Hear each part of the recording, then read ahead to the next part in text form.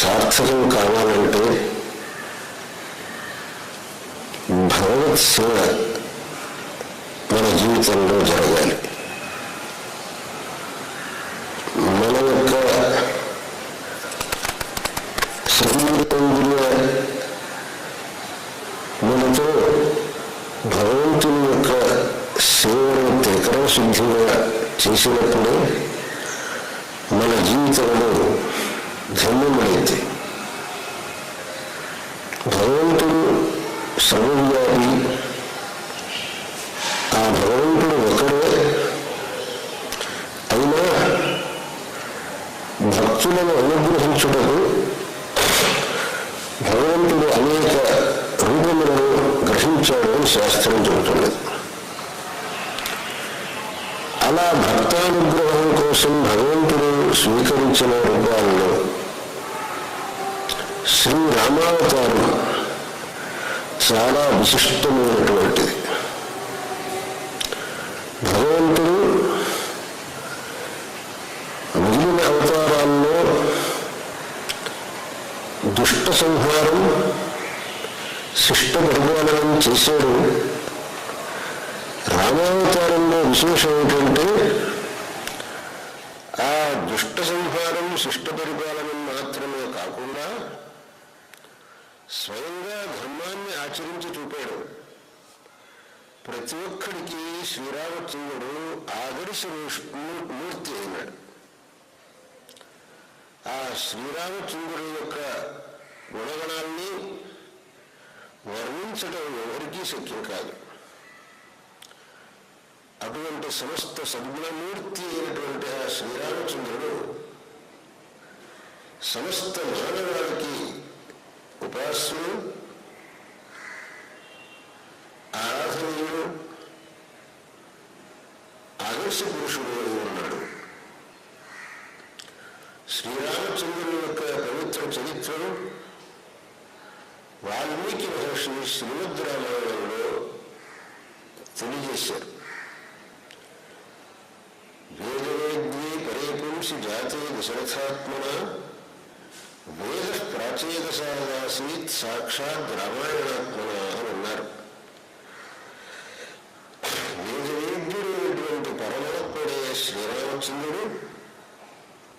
ఆ పరమాత్మ ప్రతిపాదకమైన వేదమే శ్రీమద్ రామాయణం అని దాని యొక్క అర్థం. అందువల్ల ఆ శ్రీరామచంద్రుని యొక్క ఉపాసన మనకు అన్ని విధములైనటువంటి శ్రేయస్సులకు కారణమవుతుంది. ఆ శ్రీరామచంద్రుని యొక్క నామజపం కానివ్వండి, ఆ శ్రీరామచంద్రుని పూజ కానివ్వండి, శ్రీమద్ రామాయణ పారాయణం కానివ్వండి, ఆ శ్రీమద్ రామాయణ కథా ప్రవచనం కానివ్వండి, తత్శ్రవణం కానివ్వండి, ఇవన్నీ కూడా అపరిమితమైనటువంటి శ్రేయస్ప్రదమైన కార్యములు. ఇటువంటి కార్యములను జరిపించడం, ఆ జరిపించిన వాళ్లకు, దాంట్లో పాల్పంచుకున్న వాళ్లకు అందరికీ సకల సుఖప్రదం, మంగళప్రదం అవుతుంది.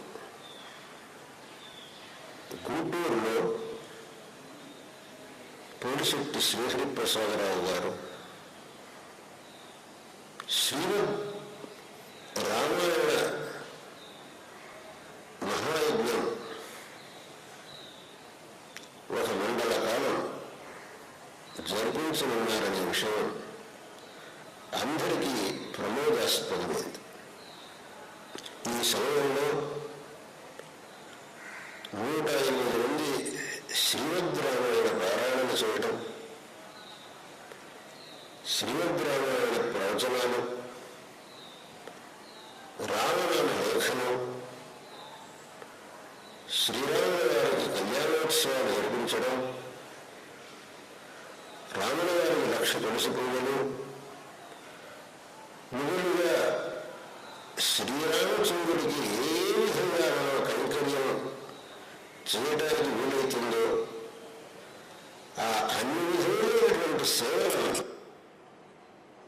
ఈ సందర్భంలో చేయనున్నారనే విషయం అత్యంత హర్షప్రదంగా ఉంది. దీంట్లో అనేక మంది విద్వాంసులు పాల్గొంటారు, అనేక మంది వైదికులు పాల్గొంటారు, అనేక మంది ఈ సేవలో తమ యొక్క కైంకర్యాన్ని అందజేస్తారు. అనేక మంది ఈ పవిత్రమైన కార్యక్రమాన్ని తిలకించి ధన్యులవుతారు. వీళ్ళందరికీ ఆ శ్రీరామచంద్రమూర్తి సర్వవిధంగా అనుగ్రహించుగాక. శ్రీహరిప్రసాదరావు గారు నడిపించే ఈ కార్యక్రమం అత్యంత వైభవంగా జరిగి సకల సన్మంగళములను అందరికీ అందించే విధంగా సకల జన ఆనందకరంగా అవుగాక అని ఆశీర్వదిస్తున్నాం.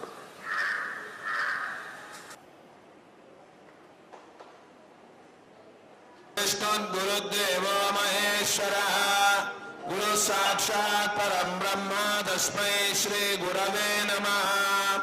భారతే కరుణాపాత్రం భారతే పదభూషణం భారతే పదమారూఢం భారతే తీర్థమాశ్రయే. ఆపదామపాత్తారం దాతారం సర్వసంపదాం లోకాభిరామం శ్రీరామం భూయో భూయో నమామ్యహం.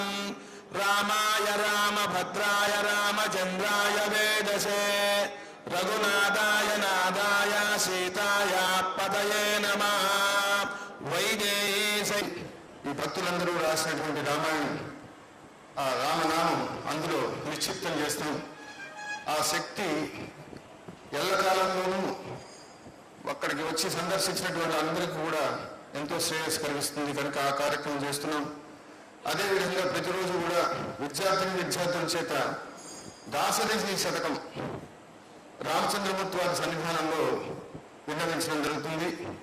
సంక్షేప రామాయణం, బాలకాండలో వచ్చేటువంటి సంక్షేప రామాయణం కూడా ప్రతినిత్యం పారాయణ జరుగుతుంది. అదేవిధంగా నామ రామాయణం పారాయణం జరుగుతుంది. ఈ కార్యక్రమాలన్నీ కూడా అందరూ తిలకించాలి. ఈ 42 రోజులు మన గుంటూరు పట్టణం అంతా కూడా రామం రామం రామం రామనామంతో, రామ జపంతో, రాముని యొక్క కథా శ్రవణంతో పునీతం కావాలనేటువంటి సదుద్దేశంతో చేస్తున్నాం. కాబట్టి ఈ భక్తులైన మీ అందరికి కూడా భక్తిపూర్వకంగా సమయంగా కోరుకునేది ఏమంటే, మీరందరూ కూడా మీ సేవలో మీకు ఏది ఉపయుక్తంగా ఉంటుందో, ఏది అవకాశంగా ఉంటుందో అటువంటి సేవలో పాల్గొని మీరందరూ తరిస్తారు. మీ కుటుంబాలందరూ కూడా సుఖ సంతోషంతో వర్ధిల్లాలని చెప్పి మా శృంగేరి శారదాపేట గుంటూరు శాఖ తరఫున మిమ్మల్ని అందరినీ అభ్యర్థిస్తున్నాను. తర్వాత శ్రీ గురువు గారి ప్రవచనం ప్రారంభం చేసే ముందు హైదరాబాద్ నగరం నుంచి గురువు గారికి ఆప్తులు, వారు ఎక్కడ ప్రవచనాలు చేస్తున్నా ఏమాత్రం అవకాశం ఉన్నా తప్పకుండా దాంట్లో పాల్గొనేటువంటి మహానుభావులు శ్రీ విజయ్ కుమార్ గారు ఇక్కడ వచ్చినారు. వారిని శ్రీ పూజ్యగురులు చాగంటి కోటేశ్వర గారి పుష్పమాలాభివృద్ధి చేయవలసిందిగా కోరుకుంటున్నాం.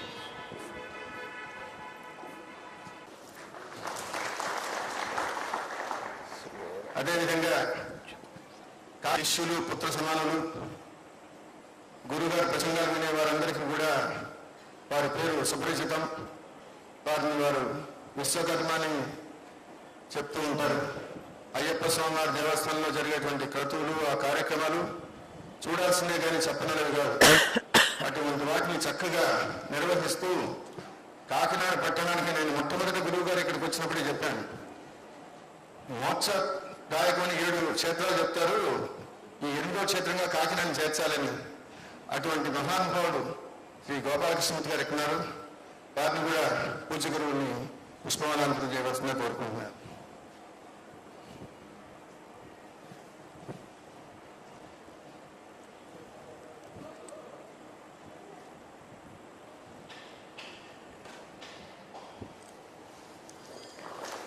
చాలా సంతోషం గోపాలకృష్ణ. అదేవిధంగా ఇంకొక మహానుభావుడు ఎప్పుడు గురువుగారికి ఎటువంటి సేవ చేసే అవకాశం లేదు.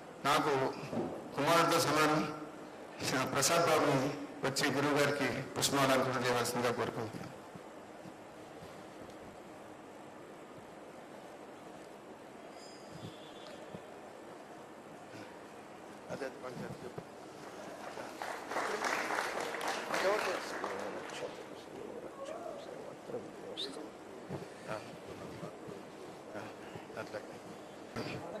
వరలక్ష్మి గారు క్షమించారు, లక్ష్మి గారినే తెలుసు. సంతోషం అమ్మా. అదేవిధంగా ఇక్కడ జరిగేటువంటి కార్యక్రమాలన్నింటిలో కూడా మాకు చిరుగోడు వాడలుగా ఉండేటువంటి మా మిత్రులు తూరుపంట జగన్మోహన్ రావు, వారిని కూడా వచ్చి పూజకులు శ్రీ కోటేశ్వరరావు గారి పుష్పమాలాభిషేకం చేయవలసిందిగా కోరుకుంటున్నాను. అయ్యయ్యో చాలా సంతోషం అమ్మా.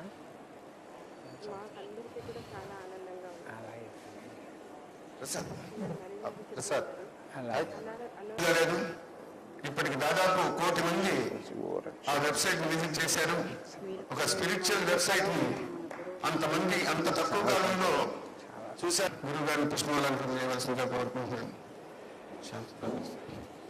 రండి. చాలా సంతోషం శ్రీహరిరావు గారు, చాలా సంతోషం.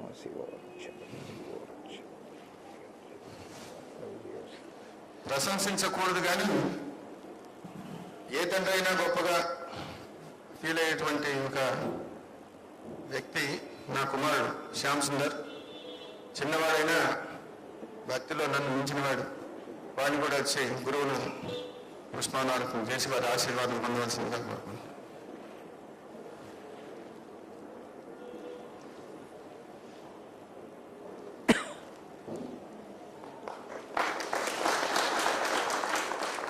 ఆయుష్మాన్ భవ శివో రక్షతు సర్వత్ర విజయోస్తు సంకల్పిత కార్యేణ నిర్విఘ్నేన పరిసమాప్తి సిద్ధిరస్తు. మీరందరూ గురువుల వారి ప్రవచనం వారి అమృత విష్ణుం శశివర్ణం చతుర్భుజం ప్రసన్నవదనం ధ్యాయేత్ సర్వవిఘ్నోపశాంతయేత్.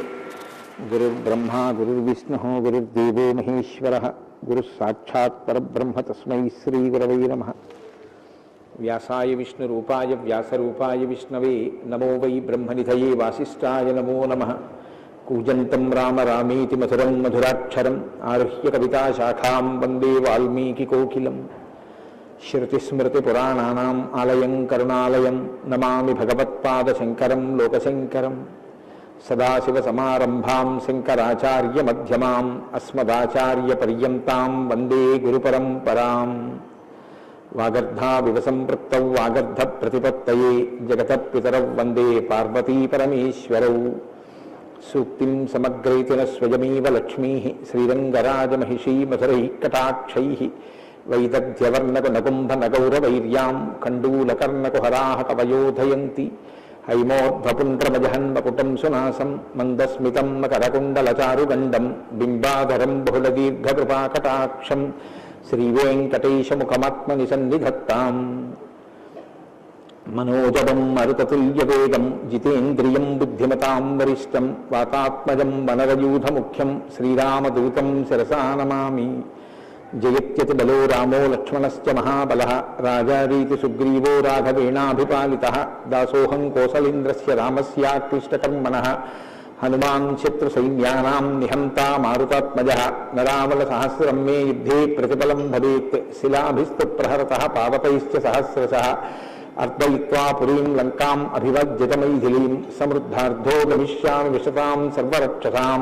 ధర్మాత్మా సత్యసంధశ్చ రామో దశరథిర్యది పౌరుషే చ ప్రతిద్వంద్వస్య రైరం జహిరావినం.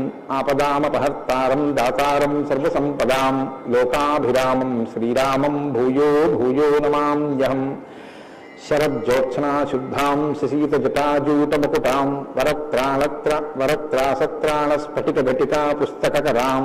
సకృన్నత్వా నత్వా కథలు వసతాం సన్నిధదతే మధుక్షీరద్రాక్షా మధురిమధురీనాః ఫణితయః. హరి ఓం. పరమేశ్వర స్వరూపమైన సభకి నమస్కారం.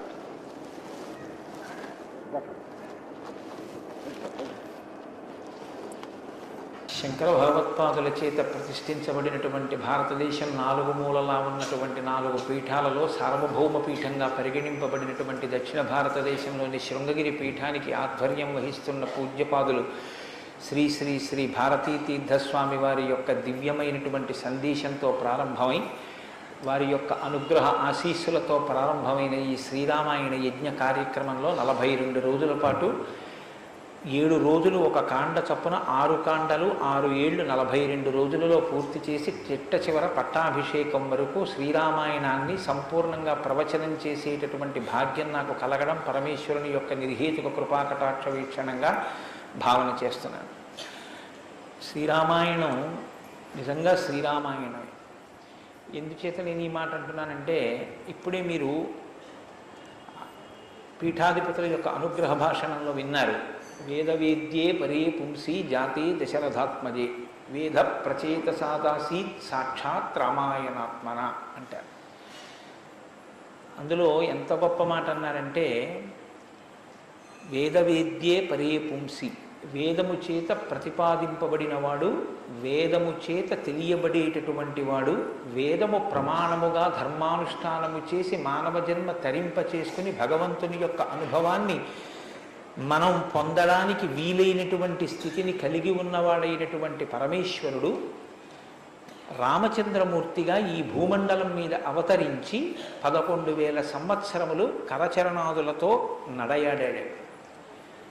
రాముడు వేదము చేత ప్రతిపాదింపబడినటువంటి పరమేశ్వర స్వరూపం. ఆ భగవంతుడే రాముడిగా వచ్చాడు. భగవంతుణ్ణి ప్రతిపాదించేటటువంటి వేదం వాల్మీకి మహర్షి నోటి వెంట శ్రీరామాయణంగా వచ్చింది. అందుకే శ్రీరామాయణానికి వేదోపబృంహణము అని పేరు. వేదమే రామాయణం. వేదం దేన్ని ప్రతిపాదిస్తుంది? ప్రధానంగా వేదమంతా ధర్మమే ప్రతిపాదన చేస్తుంది. ధర్మం అంటే ఏమిటి? ధ్రియతేవా జనైరితి ధర్మం అని అమరకోశం. ధర్మం అంటే తెలుసుకోవడం ధర్మంలో ఒక భాగం.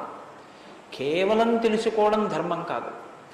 తెలుసుకున్నాడు, అనుష్ఠించడు, అప్పుడు ధర్మమా అంటే ధర్మం కాదు. మీరు శ్రీరామాయణాన్ని జాగ్రత్తగా పరిశీలన చేస్తే రాముడికి ఎన్ని తెలుసో ఎంత తెలుసో, రావణుడికి అన్ని తెలుసు అంతా తెలుసు. కానీ రాముడి ముందు రావణుడు ఎందుకు నిలబడలేకపోయాడు? ఒక్కటే కారణం, తాను తెలుసుకున్నది తాను విన్నది అనుష్ఠించాడు రామచంద్రమూర్తి. తాను విన్నది తాను తెలుసుకున్నది తన సౌకర్యానికి అనుగుణంగా మార్చుకుని దబాయించి బ్రతికే ప్రయత్నం చేస్తాడు రావణాసురుడు. ధర్మాన్ని మీరు తెలుసుకోవడం ప్రధానం ఎంతో, దాన్ని అనుష్ఠించడం కూడా అంతే అవసరం. అనుష్ఠానానికి పనికిరానటువంటి ధర్మం ఉపయోగం లేనిదవుతుంది. ఇంట్లో కర్ర ఉంది, వీధిలో కుక్క ఉంది. కుక్క మీ మీద పడడానికి ఉద్యుక్తమవుతున్న సమయంలో మీ ఇంట్లో కర్ర ఉంది కదా అని మీ మీద పడ్డం మానదు. మీ చేతిలో కర్ర ఉంటే కుక్క మీ మీద పడకుండా ఉంటుంది. ధర్మో రక్షతి రక్షిత అన్న మాటకు అర్థం ఏంటంటే, మీరు ధర్మాన్ని అనుష్ఠిస్తే మిమ్మల్ని ధర్మం కాపాడుతుంది. ధర్మం విషయంలో తెలుసుకోవలసినటువంటి అత్యంత ముఖ్యమైన విషయం ఒకటి ఉంటుంది. ధర్మం ఇలా అనుష్ఠిస్తే అలా వెంటనే ఫలితం ఇవ్వాలని ఎక్కడ ఉండదు. ఒకచో అలా ఉండొచ్చు. ధర్మం ఎటువంటిదంటే, పంట పండడం కోసమని చెప్పి వ్యవసాయదారుడు భూమిని దున్నడం మొదలు పెడతాడు. భూమిని దున్నగానే పంట పండుతుందా? భూమిని దున్నిన తరువాత వర్షం పడే వరకు ఎదురు చూడాలి. వర్షం పడితే పంట పండుతుందా? విత్తనాలు వేయాలి. విత్తనాలు వేస్తే పంట పండుతుందా? మొలకలెత్తాలి. మొలకలెత్తినంత మాత్రాన పంట పండుతుందా? దానికి చీడ పీడ పట్టకుండా సస్యరక్షణ చేసుకోవాలి. 6 గాలము శ్రమిస్తే చిట్ట చివర ఆ పంట బాగా చేతికొచ్చి ఫలసాయాన్ని ఇస్తుంది. అప్పుడు కోత కోసి తెచ్చి పొలం గట్టున వేసి బస్తాలకెత్తి ఇంటికి తీసుకెళ్ళి దాచుకునే పర్యంతము పండిన పంట మీ చేతికి వచ్చింది అని నమ్మకంగా చెప్పడం సాధ్యం కాదు. ధర్మం కూడా అంతే. ఇవాళ మీరు ధర్మం చేశారు అని వెంటనే ఫలితం ఇవ్వదు. అధర్మం కూడా అంతే. మీరు ఇవాళ అధర్మం చేశారు అని వెంటనే ఫలితం ఇవ్వదు. లోకంలో మీరు చూస్తూ ఉంటారు, ఒక్కొక్కడు చాలా పాపాచరణముతో ఉంటాడు. ఈశ్వరుని యందు భక్తి ఉండదు. శాస్త్రం ఏది వద్దందో అది చేస్తూ ఉంటాడు, కానీ సర్వసుఖములను అనుభవిస్తూ ఉంటాడు. మనకేమనిపిస్తుందంటే, ఆయన ఈశ్వరుణ్ణి ధిక్కరించాడు కదా, ఆయన ఏం ధర్మం పాటించట్లేదు కదా, ఆయన ఏం వేద ప్రమాణాన్ని అంగీకరించట్లేదు కదా, ఆయన సంతోషంగా సుఖంగా ఉన్నాడు. అన్నీ విని అన్నీ నమ్మి అన్నీ విశ్వసించి వేదమును ప్రమాణముగా స్వీకరించి ధర్మమును అనుష్ఠించినటువంటి నేను కష్టాలు పడుతున్నాను. ఏమిటి ఉపయోగం ఈ ధర్మం పట్టుకుంటే అనిపిస్తుంది. ధర్మం పట్టుకోవడం ఎటువంటిది అంటే, పంట పండడం కోసమని పొలం దున్నడం లాంటిది. పొలం దున్ని కష్టపడిన వాడికి పంట ఎప్పటికైనా చేతికొచ్చినట్టే.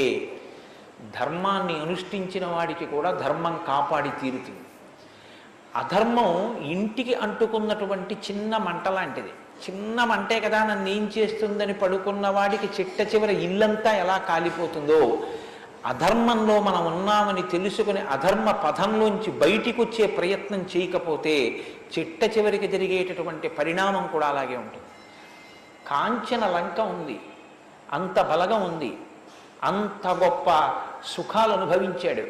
10 తలకాయలు ఉన్నాయి, గొప్ప తపస్సు ఉంది, ఈశ్వరుడి యొక్క అనుగ్రహాన్ని పొందాడు, పరమేశ్వరుణ్ణి సాకారంగా దర్శనం చేశాడు, పుష్పక విమానం ఎక్కి ప్రపంచమంతా తిరిగాడు.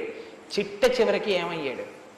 అధర్మాన్ని పట్టుకున్నందుకు కడుపున పుట్టినటువంటి బిడ్డల దగ్గర నుండి భార్య చిట్ట చివర ఏడుస్తూ యుద్ధభూమిలోకి వచ్చి నువ్వు అధర్మాన్ని పాటించడం వల్లే ఇటువంటి చావు చచ్చావని మండోదరి గుండెలు బాదుకుని ఏడ్చేటటువంటి స్థితిని రావణుడు పొందాడు.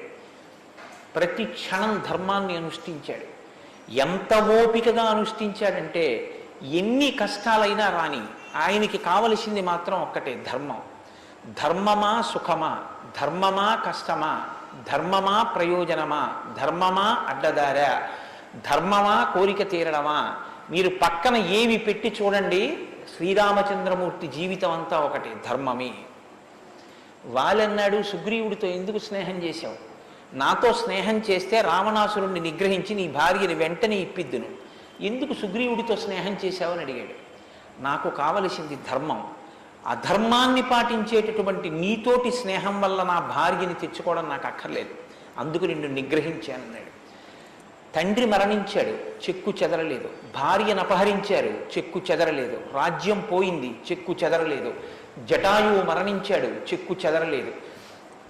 ఇలా కాదన్నయ్య, ఈ మార్గాన్ని విడిచిపెట్టి ఇలా వెళ్ళన్నాడు. తోడ పుట్టినటువంటి లక్ష్మణమూర్తి నాకు వద్దన్నాడు. కన్న తల్లి కౌసల్య అంది, నీ తండ్రి ఇటువంటి దురాత్ముడు కాబట్టి నన్ను కూడా నీతో తీసుకెళ్ళండి. వద్దమ్మా, ధర్మం ప్రధానం అన్నాడు. ఎన్ని పర్యాయాలు ఆయన మాట్లాడితే ధర్మం ధర్మం ధర్మం. అయితే ఇక్కడ మీరు ఒక మాట గమనించవలసి ఉంటుంది. ధర్మం అంటే ఏది ధర్మం? కోటేశ్వరరావు గారు చెప్తే ధర్మం అవుతుందా? లేకపోతే ఎవరో నేను ఇది చెప్తానండి ఇది ధర్మం అంటే అవుతుందా? మనం చెప్తే ధర్మం అవదు, వేదం చెప్తే ధర్మం అవుతుంది. వేదం ఏది చెప్పిందో అది ధర్మం. వేదమునకు వ్యతిరేకముగా చెప్పనటువంటి స్మృతి చెప్పినది ధర్మం. వేదమునకు వ్యతిరేకంగా చెప్పని స్మృతి చెప్పిన మాట పాటించిన వాడిది ధర్మం. ఆ ధర్మం ఎవడు పట్టుకుంటాడో వాడే శ్రీరాముడు. ఆ ధర్మాన్ని ఎవడు పట్టుకుంటాడో వాడు అంతిమంగా పొందేది ఏదంటే విజయమే. 11,000 సంవత్సరములు ఈ భూమండలాన్ని పరిపాలించినటువంటి రామచంద్రమూర్తి పడనటువంటి కష్టం లేదు. ఇన్ని కష్టాలు పడుతున్నా ఆయన ఇతరులకు సుఖాన్ని ఇచ్చాడు, ఇతరులకు ఆనందం ఇచ్చాడు, ఇతరులకు సంతోషం ఇచ్చాడు తప్ప నేనింత కష్టంలో ఉన్నాను మీరు ఎందుకు నవ్వాలని ఆయన ఎన్నడూ అడగలేదు. అందుకే రాముడు యోగి అన్నారు పెద్దలు. యోగి అంటే పైన ఎన్ని కష్టాలైనా రావచ్చు, కానీ లోపల మాత్రం తాను నిర్వికారంగా ఉంటాడు. అందుకే పుట్టినది కూడా నవమి తిథి నాడు పుట్టాడు మహానుభావుడు. 9 అంకెకున్న గొప్పతనం చూడండి. మీరు ఎంత పెట్టి 9ని హెచ్చ వేయండి మళ్ళీ 9గా మారుతూ ఉంటుంది. 9 ఒకట్ల 9, 9 2 18, 8 1 9, 9 3 27, 7 2 9, 9 4 36, 6 3 9, 9 5 45, 5 4 9. ఏం చేసినా మళ్ళీ 9 అవుతూ ఉంటుంది. ఎన్ని కష్టాలు బయట రానివ్వండి, ఎన్ని వైక్లభ్యాలు కలగనివ్వండి, లోపల మాత్రం రాముడు ఎప్పుడూ ధర్మాన్నే పట్టుకొని ఉంటాడు. ధర్మాన్ని పట్టుకోవడం అంటే రాముడు రామాయణంలో మాట్లాడింది మీరు గమనించాలి. ఎప్పుడైనా రామాయణం చదవడం, రామాయణం వినడం అంటే ఒక్క పర్యాయం అని మీరు అనుకోకండి. రామాయణాన్ని బహుకోణాలలో చదవండి. రాముడు మాట్లాడితే అని రామాయణం చదవండి ఒకసారి. రాముడు ఎప్పుడు నేను ఇలా చెప్తాను అని అనడు. రాముడు ఎప్పుడు చెప్పినా ఎలా చెప్తాడంటే ఋషులు ఇలా చెప్పారంటాడు, పెద్దలు ఇలా చెప్పారంటాడు, శాస్త్రం ఇలా చెప్పిందంటాడు తప్ప నేను ఇలా చెప్తానన్నాడు రాముడు. తన నిర్ణయం కాదు, తాను ఏది చెప్పాలో కాదు, శాస్త్రం ఏం చెప్పిందో చెప్తాడు, ఋషులు ఏం చెప్పారో చెప్తాడు, పెద్దలు ఏం చెప్పారో చెప్తాడు, తాను ఎందుకు ధర్మాన్ని అనుష్ఠిస్తున్నానో చెప్తాడు. తన జీవితాన్ని ఆదర్శవంతంగా తీసుకొచ్చి మనుష్య జాతికంతటికి ఫలంగా అందించాడు. అటువంటి ధర్మాత్ముడైనటువంటి రామచంద్రమూర్తి మనుష్యుడిగా అవతారాన్ని స్వీకరించి ఉండకపోతే అసలు మనుష్యుని యొక్క జన్మ ప్రయోజనం ఇంత గొప్పవాడా మనిషి అన్న విషయమే లోకానికి అర్థమయ్యుండేది కాదు. ఎందుకంటే మీరు ఒక విషయాన్ని జాగ్రత్తగా గమనించండి. రామావతార స్వీకారానికి ముందరే రామనామం లోకంలో ఉంది. రామావతారానికి ముందు రామనామం లేకపోతే వాల్మీకి మహర్షికి రామనామాన్ని ఎలాగా ఉపదేశం చేశారు ఋషులు? ఆయనకి ఉపదేశం చేసిన తరువాత కదా రామచంద్రమూర్తి అవతారం వచ్చింది. ఆయన వాల్మీకిగా మారిన తరువాత కదా రాముడు పుట్టింది. కాబట్టి రామ అన్న నామం సాక్షాత్తు ఈశ్వరుడి యొక్క నామం. అది అది రమయతీతి రామ, లోకులనందరినీ రమింపచేసేటటువంటి నామం. అంతటి మహోత్కృష్టమైనటువంటి శీల సంపద కలిగినటువంటి వాడు రామచంద్రమూర్తి. అందుకే రామాయణాన్ని రామచంద్రమూర్తిని ఎంతకాలం మనుష్య జాతి ఆరాధన చేస్తుందో అంతకాలం మానవత్వం బ్రతికుంటుంది. ఏనాడు రామచంద్రమూర్తిని మర్చిపోతామో, ఏనాడు రామాయణం మనకు అక్కర్లేదని అంటామో, ఆనాడు మనిషిగా కనపడుతున్న మనుష్యత్వం చచ్చిపోతుంది, మానవత్వం చచ్చిపోతుంది, నరత్వం చచ్చిపోతుంది. అది పోయిన నాడు నరజన్మ యొక్క ప్రయోజనమే పోతుంది. అందుకే మీరు చూడండి, విష్ణువు దశావతారములను స్వీకరించారు. వేదోద్ధారణ, మందరాభరణ, పృథ్వీధర్మ నిర్మాణ, ప్రహ్లాదత్రాణ, బలిప్రతారణ, నృపాహంకార నిర్వాపన, వైదేహీరమణ, ధనంజయ జయ వ్యాపార పారీణ, క్షోణీ దివ్యత్కరుణ, తమోహరణ, తండ్రి వెంకటేశ ప్రభో. ఇన్ని అవతారాలు స్వీకరించినా ఆ అవతార పరిసమాప్తి అయిపోయిన తరువాత మనం పిలిస్తే ఇక లక్ష్మీనారాయణులని పిలుస్తాం. ఒక వామనమూర్తి అవతార పరిసమాప్తి అయిపోయింది, ఏమంటాం? లక్ష్మీనారాయణులు. ఒక పరశురాముడు, లక్ష్మీనారాయణులు. ఒక మత్స్యావతారం, లక్ష్మీనారాయణులు. ఒక్క సీతారాముల అవతారంలో మాత్రం యుగాలు మారిపోయినా ఆ అవతారాన్ని సీతారాములనే పిలుస్తాం. భార్యాభర్తలు ఎలా బతకాలో నేర్పినటువంటి అవతారం రామావతారం. అన్నదమ్ములు ఎలా బతకాలో నేర్పిన అవతారం రామావతారం. తండ్రి కొడుకులు ఎలా బతకాలో నేర్పిన అవతారం రామావతారం. ఒక ఉద్యోగి యజమాని ఎలా బతకాలో నేర్పిన అవతారం రామావతారం. చివరికి ఎంత కష్టం కడుపులో ఉన్న రాజారాముడిగా సింహాసనం మీద కూర్చోవలసి వస్తే ప్రజల్ని కన్నబిడ్డల్లా పరిపాలించగలిగినటువంటి, ధర్మాన్ని నిలబెట్టుకోగలిగినటువంటి, సంపూర్ణత్వాన్ని సంతరించుకున్నటువంటి మనుష్య స్థితిని పొందిన అవతారం రామావతారం. మీకు జీవితంలో అనుష్ఠాన పర్యంతంలో ఎక్కడ ఏ విషయం గురించి అనుమానం వచ్చినా మీకు రామాయణం జీర్ణమైతే మీకు వెంటనే శ్రీరామాయణం జ్ఞాపకానికి వస్తుంది. అప్పుడు రాముడు ఇలా ప్రవర్తించాడు అని మీకు జ్ఞాపకం వస్తుంది. రామాయణం మీకు జీర్ణమైతే మీ భాష తీరు మారిపోతుంది. రామాయణం మీకు జీర్ణమైతే మాట ఎంత గొప్పదో మీకు అర్థమవుతుంది. నేను అందుకే మీకు మనవి చేశాను, రామాయణాన్ని రామాయణంగా చదవకండి అని. రామాయణం జ్యోతిష శాస్త్రం, రామాయణం వాస్తుశాస్త్రం, రామాయణం ధర్మశాస్త్రం, రామాయణం వాక్కు, రామాయణం ధర్మ పరిపాలన, రామాయణం న్యాయం, రామాయణం సామాజిక శాస్త్రం, రామాయణం శకున శాస్త్రం, రామాయణం పర్యావరణం, రామాయణం గురుభక్తి, రామాయణం శిష్యధర్మం. మీ ఇష్టం, ఎలా చదవండి, రామాయణం అలా వస్తుంది. మీకు ఇచ్చినది మట్టి ముద్ద, మీరు దాంతో మూకుడు చేసుకుంటారో, పళ్ళెం చేసుకుంటారో, ప్రమిద చేసుకుంటారో, గిన్నె చేసుకుంటారో, గరిటె చేసుకుంటారో మీ ఇష్టం. రామాయణాన్ని మీరు ఎలా చూడాలనుకుంటే మీకు అలా కనపడుతుంది. శ్రీరామాయణానికి ఉన్న గొప్పతనం ఏమిటంటే వాల్మీకి మహర్షి ఎవ్వరికీ కూడా కితాబులు ఇవ్వరు. రావణాసురుడు దుష్టుడని వాల్మీకి మహర్షి అనరు. వాల్మీకి మహర్షి చెప్పేది ఇలా చేశాడని చెప్తారు. తెల్లవారకట్ట లేచాడు, పరస్త్రీ పట్ల కామంతో మనసు కదిలింది. నీకు నచ్చి నీకు కూడా అలా ఉండాలనుకుంటే నీ ఇష్టం, నీ తల కూడా తెగిపోతుంది. నీవు కూడా పుత్రమిత్ర కళత్రాదులతో భంగపాటు పొందుతావు. రాముడు నిద్రలేస్తూనే నదీ స్నానం చేసి సంధ్యావందనం చేశాడు. నువ్వు రాముడిలా ఉండాలనుకుంటే 7 తరాలు తరిస్తాయి. నీకేది కావాలో నువ్వు నిర్ణయించుకో. రాముడు గొప్పవాడని చెప్పరు, రావణుడు తక్కువవాడని చెప్పరు. నువ్వేది తెలుసుకోవాలో అది నువ్వు తెలుసుకొని అనుష్ఠించాలి. అది శ్రీరామాయణం యొక్క గొప్పతనం. అంత గొప్ప అవతారంలో రాముడు ఎప్పుడు మాట్లాడినా ఋషివాక్కుని సమర్థిస్తాడు. రాముడు ఎప్పుడు మాట్లాడినా వేదవాక్కుని సమర్థిస్తాడు. రాముడు ఎప్పుడు మాట్లాడినా ధర్మాన్ని సమర్థిస్తాడు. ఇది మీరు బాగా జ్ఞాపకం పెట్టుకోవాలి. మనం శ్రీరామాయణం వింటున్నది శృంగగిరి పీఠంలో వింటున్నాం. అదేమిటంటే పీఠ శాఖ కదా అని మీరు అనొచ్చు. ఆత్మావై పుత్రనామాసి, కొడుక్కి తండ్రికి అభేదం. బింబానికి బింబం ఎందులోంచి వచ్చిందో ఆ బింబం వచ్చినటువంటి లేదా ప్రతిబింబం పుట్టిన బింబం రెండు ఒకటే. అద్దం ముందు నిలబడితే నా ప్రతిబింబం కనబడితే ఆ ప్రతిబింబం బొట్టు పెట్టుకోలేదు అనుకోండి, దిక్కుమాలిన ప్రతిబింబమా బొట్టు పెట్టుకోవద్దా, తప్పు కదా అని ప్రతిబింబానికి బొట్టు పెడితే నాకు బొట్టు వస్తుందా? బింబానికి బొట్టెట్టుకుంటే ప్రతిబింబానికి బొట్టు వస్తుంది. బింబానికి ప్రతిబింబానికి తండ్రికి కొడుక్కి గురువుకి శిష్యుడికి అభేదమైతే గుంటూరు శృంగగిరి పీఠ శాఖకి ఎక్కడో కర్ణాటక రాష్ట్రంలో ఉన్న శృంగగిరి పీఠానికి నా దృష్టిలో అభేదం. శృంగగిరి పీఠంలో కూర్చొని శ్రీరామాయణ ప్రవచనం చెయ్యవలసి వస్తే నేను ఒక మాట చెప్పకుండా రామాయణాన్ని ప్రారంభించేస్తే నేను ఒక పొరపాటు చేసిన వాడిని అవుతాను. ఇన్ని పీఠాల్ని స్థాపించినటువంటి శంకర భగవత్పాదులు అవతార పరిసమాప్తి చేస్తూ ఒక మాట చెప్పారు, వేదో నిత్యమధీయతాం తదుదితం కర్మస్వనుష్ఠీయతాం. ప్రతిరోజు వేదం చదువుకో.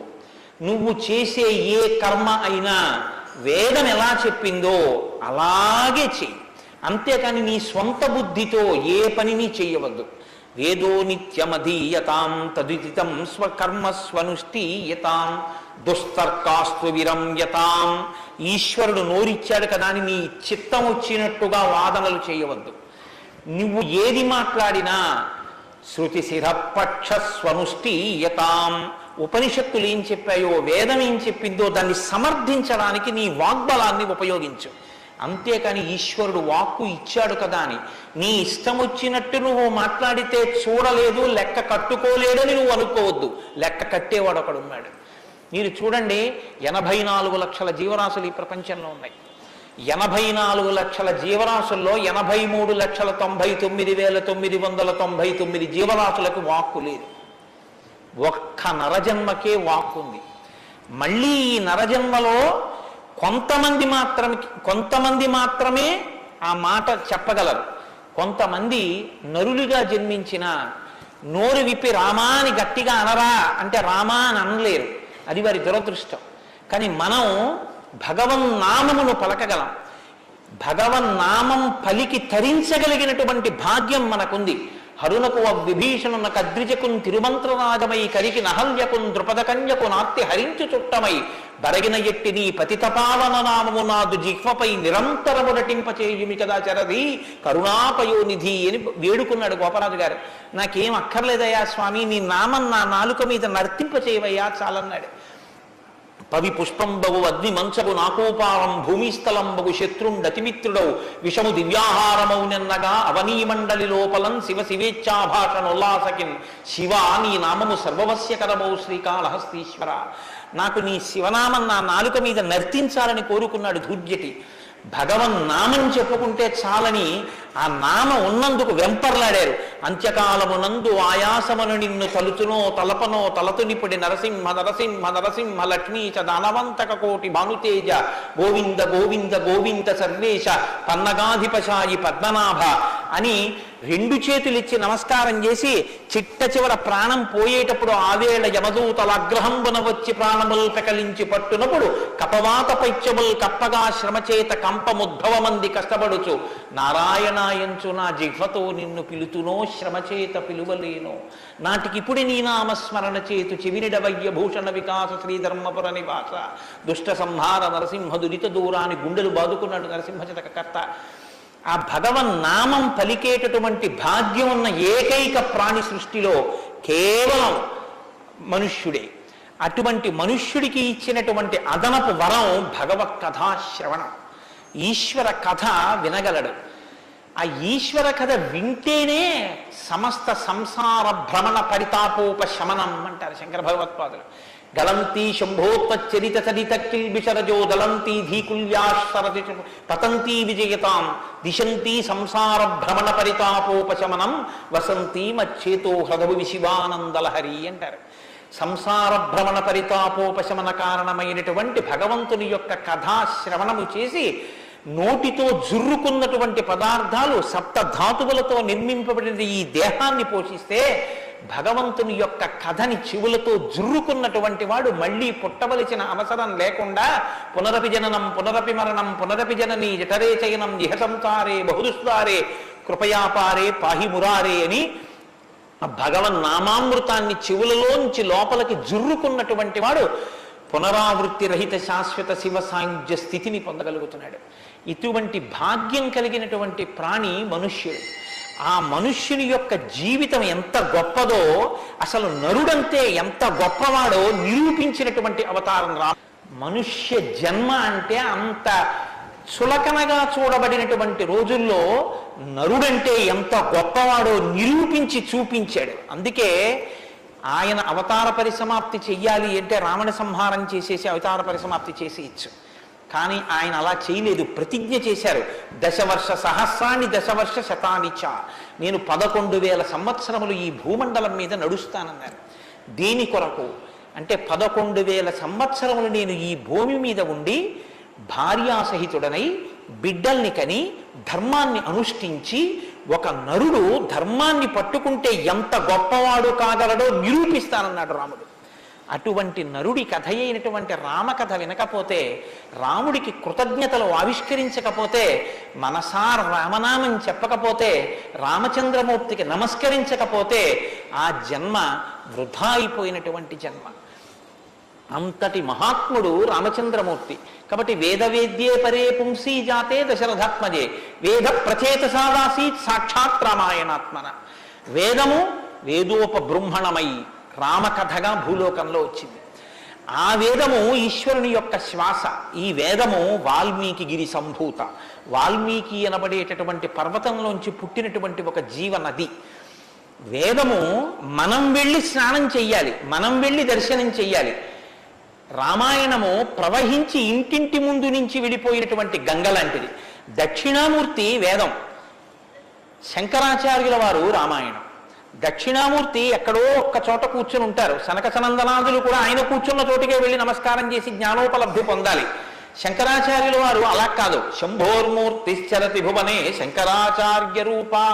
ఆ దక్షిణామూర్తి మౌనం విడిచిపెట్టి ఆసేత హిమాచల పర్యంతం పాదచారి అయి 3 పర్యాయములు పర్యటించి వేద విరుద్ధమైన వాదనలు ఖండించి, మళ్లీ వేద విరుద్ధమైన వాదనలు ఈ భారతదేశంలోకి ప్రవేశించకుండా కాపు పెట్టాలన్న ఉద్దేశ్యంతో తూర్పున జగన్నాథ్లో గోవర్ధన పీఠము, పడమర ద్వారకలో కాళికాపీఠము, ఉత్తరమున బద్రికాశ్రమములో జ్యోతిపీఠము, దక్షిణమున శృంగగిరిలో శారదాపీఠము, 4 చోట్ల 4 పీఠములను కాపు పెట్టి గురు పరంపర నిరంతరము కొనసాగేటట్టుగా మనని అనుగ్రహించి వేద విరుద్ధమైన వాదనలు భారతదేశంలో ప్రవేశించకుండా రక్షించినటువంటి మహాపురుషుడైనటువంటి శంకర భగవత్పాదులు తానే ఆసేతు హిమాచలం పరిగెట్టించి ప్రతి ఇంటి ముందుకొచ్చి జ్ఞానబోధ చేసినట్టు రామాయణం అనేటటువంటి గంగ వాల్మీకి గిరిశంభూతయ్యి వాడలా ప్రవహించింది.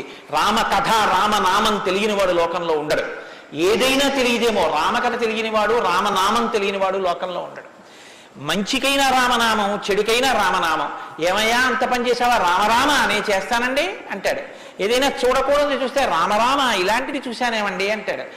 ఏదైనా మంచి జరిగితే రామరామ ఎంత మంచి మాట విన్నాను ఇవ్వాలంటాడు. భారతీయ సంస్కృతిలో రామనామం మమేకమైపోయింది. అటువంటి రామాయణం, అటువంటి రామనామం ధర్మానికి ఆలవాలం. ధర్మాన్ని వ్యతిరేకించడం కన్నా ఘోరమైన పాపం లోకంలో ఇంకోటి ఉండదు. ఇవాల్టి రోజున రామాయణం యొక్క ఆవశ్యకత మరీ ఎక్కువ. ఎందుచేతనో తెలుసా అండి? ఒకానొకప్పుడు ధర్మానికి వ్యతిరేకంగా మాట్లాడితేనే చాలా దోషం. అటువంటిది ఇవాళ ఏ స్థితి వచ్చేసిందంటే, ధర్మాన్ని ధర్మము అని పేరు పెట్టి వ్యతిరేకంగా మాట్లాడితే బాగుండదని ధర్మానికి ఇంకొక పేరు పెట్టి వ్యతిరేకంగా మాట్లాడే రోజులు వచ్చాయి. ఒకడు ఆవుని చంపేయాలనుకున్నాడు. ఆవుని చంపేయండి అంటే మిగిలిన వాళ్ళు బుద్ధి ఉందా లేదా అంటారు. అందుకని ఆవుని ఇంకొక క్రూర మృగం పేరు పెట్టి పిలిచి చంపేయమన్నాడు వాడు. ఎంత గడుసరితనం చూడండి. ఈ పులిని చంపేయండి అన్నాడు.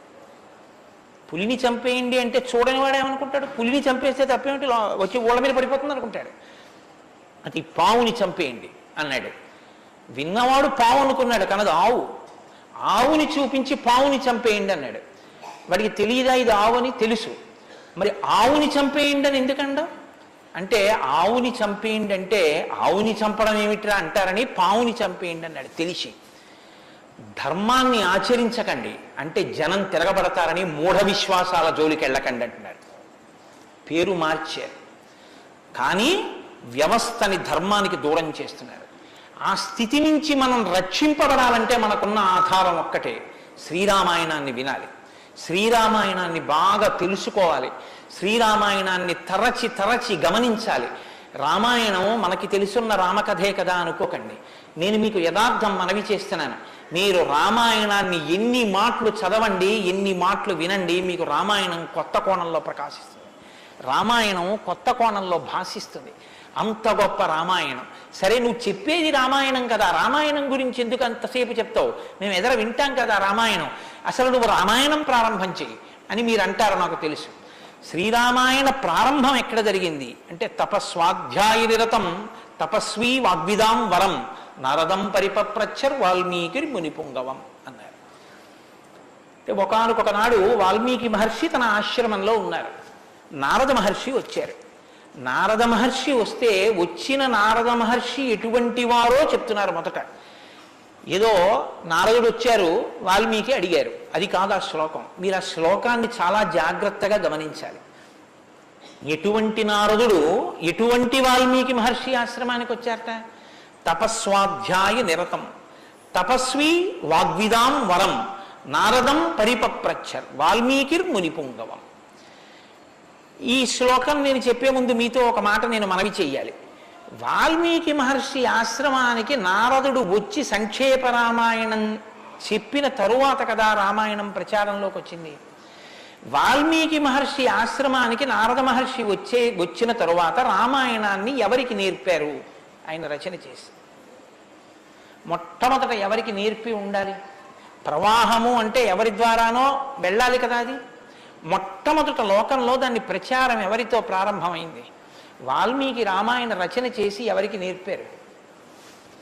వాల్మీకి రామాయణ రచన చెయ్యగానే నేర్పిన మొట్టమొదటి శిష్యులు లవకుశులు.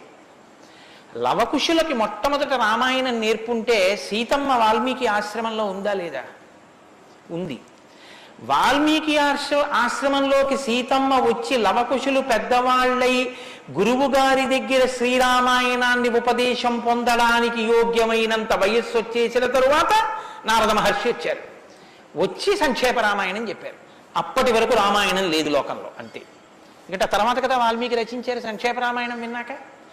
కాబట్టి ఇప్పుడు రామాయణ కథ ఏ స్థాయిలో ఉంది, ఏ స్థితి దగ్గర ఉంది? రామాయణ రచన మొదలయ్యేప్పటికే రామాయణం పూర్తయిపోయే స్థితిలో ఉంది. రామాయణం పూర్తయిపోయే స్థితిలో రామాయణ రచన ప్రారంభమైంది. ఇది మీరు గమనించాలి. రామచంద్రమూర్తి పుట్టక ముందు రామాయణాన్ని రచించలేదు వాల్మీకి.